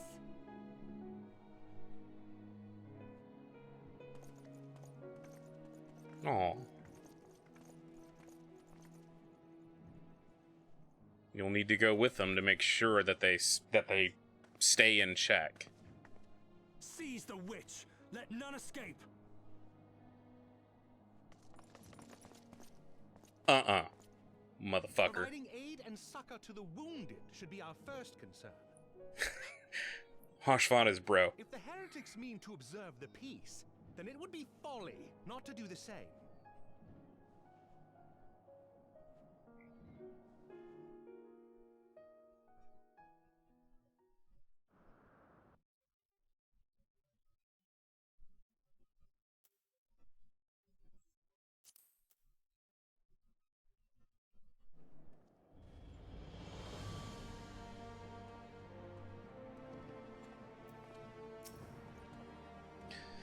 That was rather too close for comfort, but 'twould seem that calm is returning to the streets. My mind, however, yet clamors for 1,000 questions. Return to Ishgard in the oddest company, my friend.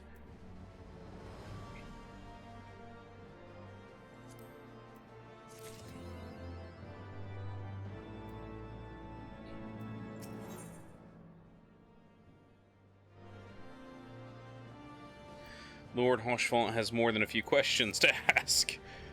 That, my friends, was rather too close for comfort. Praise Haloni that things did not end in bloodshed. I confess I was more than a little dismayed to see you in the company of Lady Iceheart. Whatever is going on, Arasada? A lot. A hell of a lot. Beg pardon, you traveled to the Churning Mists together, along with Estinian? Never was there a more unlikely alliance, nor one so magnificently effective. Nidhogg dead, the heretics pacified. Father and Sir Emmerich must know of this. Let us break the news to them together. I will bring Sir Emmerich to the Foretold Manor. Yes, an excellent suggestion. Emmerich. Alah. Arasada and I shall wait for you there.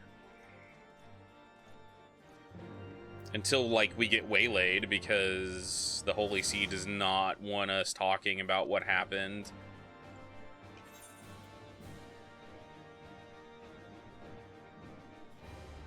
She's better spell hunting. Where am I? Okay, I'm right there. Be easier to just turn around.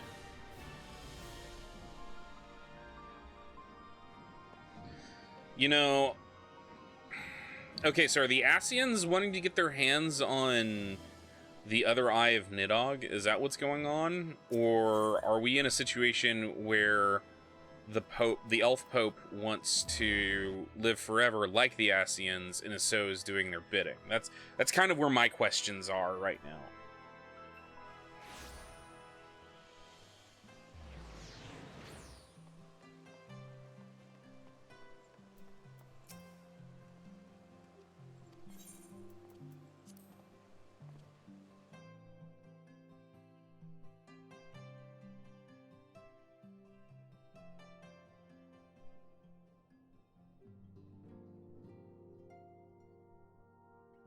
I love that he's still covered in fucking dragon blood.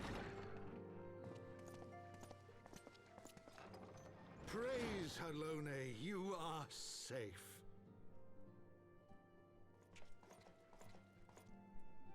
My safety was never in doubt, Father. For I had the Azure Dragoon and the Warrior of Light by my side. We bring the most wonderful tidings. Well, theoretically.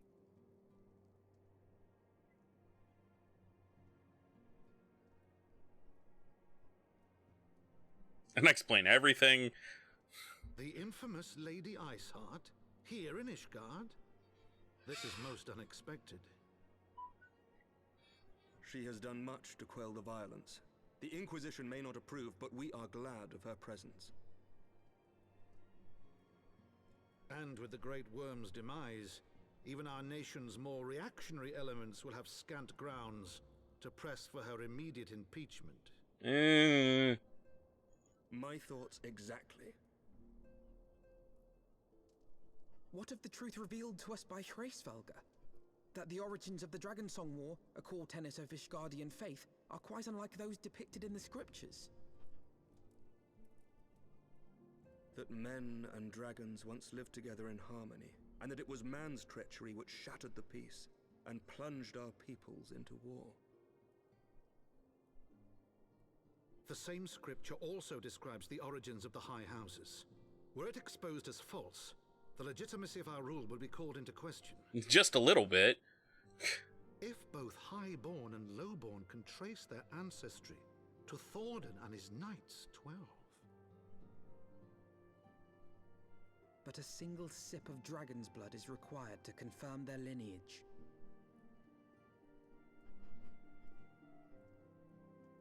If the Holy See knew of this and chose to remain silent, their crimes are grievous. What do you think? Indeed. Regardless, this state of affairs cannot be allowed to continue.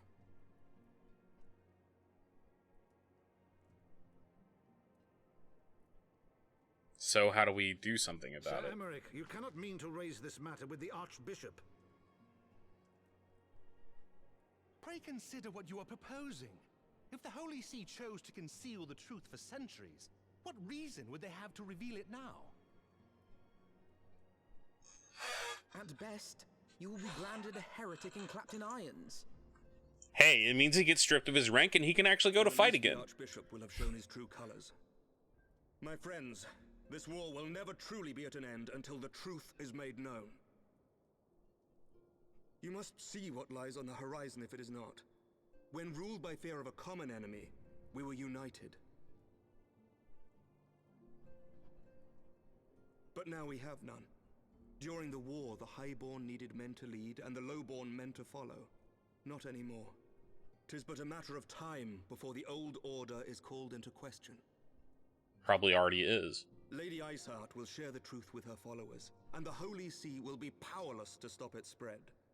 The disenfranchised will rise up united, and blood will flow in the streets once more.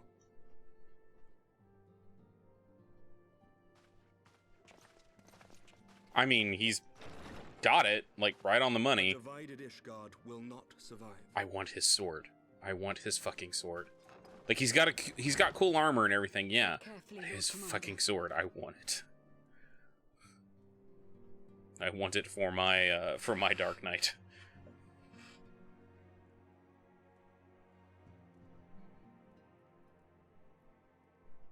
My lady, is it wise to let him go? I sympathize with the Lord Commander's desire for reform, but to approach the Archbishop in this manner bespeaks an idealism to which I did not think Sir Emmerich prone. Though he comports himself as a realist, he has long dreamt of reform. 'Twas that idealism which first drew me to him, that which made me swear an oath to serve. Well, go serve him. We must not think of ways to hinder his cause, but rather ways to aid it, even should the Holy See cry heresy. You cannot mean... Let's do it. Light the powder keg. Come on, let's destroy everything. Return from the vault at the appointed hour. I mean to go and fetch him. Have care, my lady. Your words border on treason.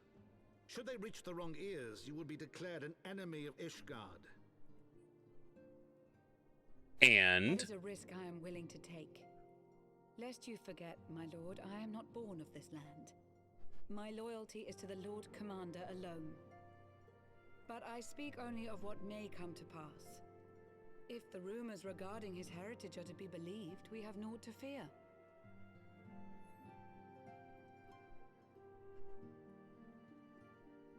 Count? Lies and slander. Forgive me, what rumors are these? That Sir Emmerich is the Archbishop's bastard son. Senior clergy are not permitted to marry and sire children. But even the holiest among us are not immune to temptation. I figured there was something like that going on. I labor to believe it. Sir Emmerich is truly the Archbishop's son. He has never been publicly acknowledged as such. But the rumors have plagued him since childhood. That he rose to his current position, despite being despised as a bastard and accused of profiting from his father's influence, bespeaks the quality of his character. It is my hope that on this occasion, the burden of his birth will work in his favor. Should our worst fears be realized, the Archbishop will not be so quick to execute his own flesh and blood, affording us time to mount a rescue. Bastard or trueborn, he is our nation's best hope. If the Holy See dares to threaten him, I shall lead the charge against the vault myself. Man, Estinian is such a fucking bro. Like, he's such a fucking... I'm gonna do it. The future of Ishgard rests on Sir Emmerich's shoulders. I, too, will do mine utmost to aid his cause. Be reasonable. I love that Dad's like, come on, let's not. No. We're gonna totally tear down everything. To serve, Father. To aid those in need. The people need Sir Emmerich more than ever, and we may be his only hope. There is no greater calling for a knight than to save the life of his fellow man. I swear to you, on the sigil of our house, that I shall do this and make you proud.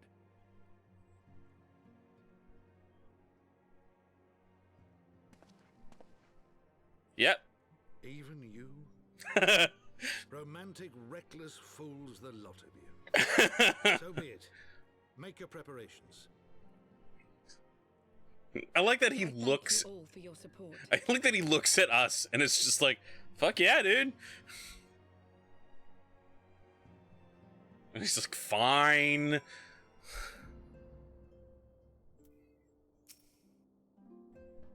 Though your assistance is most welcome, I fear it will not be enough. Few as we are, we will struggle to reach the Lord Commander. If we are to succeed, we must needs recruit others to our cause. Hey, Alphino, we have, like, what remains of the Crystal Braves, right? Adversity acquaints a man with strange bedfellows, as Alphino knows too well. But how are we to carry out this bold endeavor? Even with an army of knights at our backs, a direct assault on the vault seems unlikely to succeed. You are correct, Master Alphino. Not even the assembled might of House Forton and the Temple Knights would be sufficient. With the support of another party, however, we may yet stand a chance. You speak of one of the other high houses. Precisely the opposite. I speak of the revolutionaries rumored to reside in the Broom. 'Twas these disgruntled Ishgardians who opened the gates of our city to the heretics, I believe. But of course, if their hatred of the Holy See drove them to such deeds, they might well be persuaded to assist Sir Emmerich's rescue, knowing the truth he would lay bare. Such is my hope, Master Alphino, and I would have you and Arasada reach out to them. As a Temple Knight and sworn servant of the Holy See, any overtures I make are doomed to fail. But as outsiders, the two of you may receive warmer welcome. Very well, we shall seek out the leader of these revolutionaries and make our case. My thanks, Estinian. Will your brothers heed the command as you order them? The dragoons have no love for politics, my lady. They will gladly watch and wait while the highborn fight amongst themselves. How very wise, Arasada. We should hurry to the Forgotten Knight. Tatari may have knowledge of the representatives.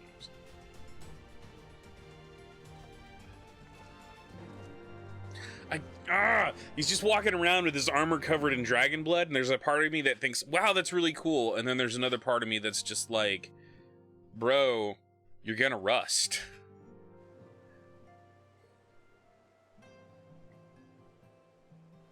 What is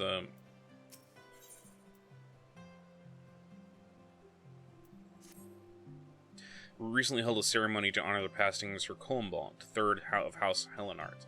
But I was surprised to see none of the Rose Knights from Camp Cloudtop in attendance. Not that they should abandon the camp, mind you, but at the very least I expected to see Rontremont or perhaps Lady Lynette in attendance.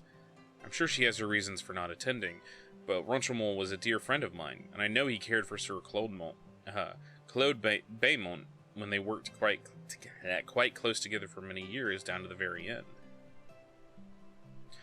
Which is why I want you to present this to him, the battle standard raised during the ceremony. I am certain he would have attended if he could. At the very least, I think you should appreciate the memento from the ceremony.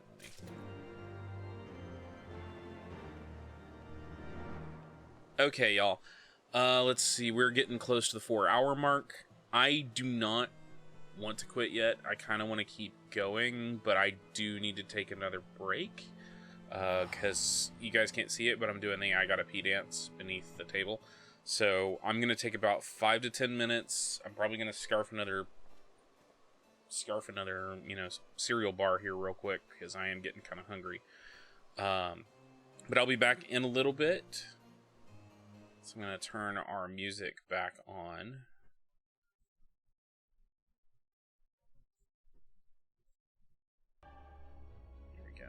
And I will see y'all in a little bit.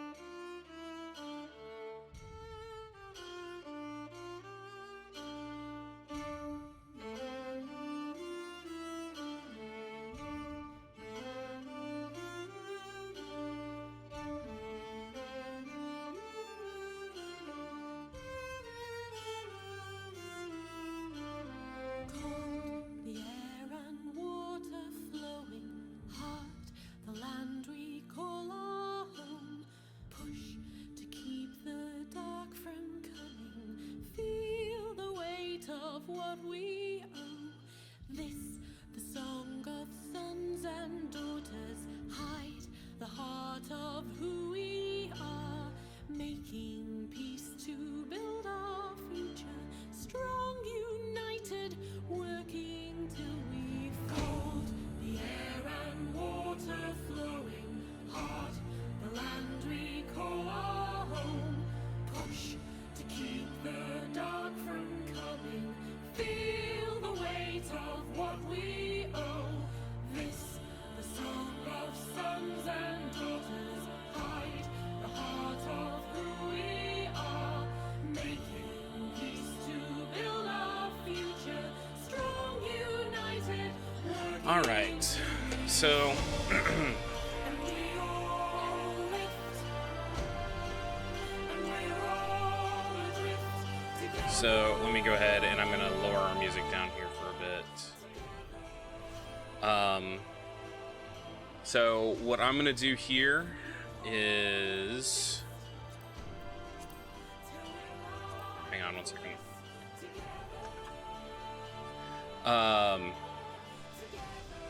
I looked at some stuff and I've seen how long we've been streaming and kind of re-examined how I'm feeling right now, and I really do kind of need to cut it short or cut off here. Like getting up and moving around made me realize how lightheaded I am, and just a cereal bar is not going to help me right now. So I'm going to go ahead and cut it off early. But we'll be back. We'll be back. I am probably going to be back on Monday with more of this, and then we will go ahead and continue with the story as we are. But I want to thank everybody for Konai. Thank everyone for showing up. I love you all. I hope to see you all soon on Monday. I'm going to go ahead and let the auto host take over who we're going to host after stream. So like I said, I'm not feeling good. I do not want to have... I honestly don't want to deal with Twitch right now. Which I know sounds terrible, but it's something I honestly feel right now. But I love you all. I hope to see you all very soon. And I hope y'all have a great, great evening.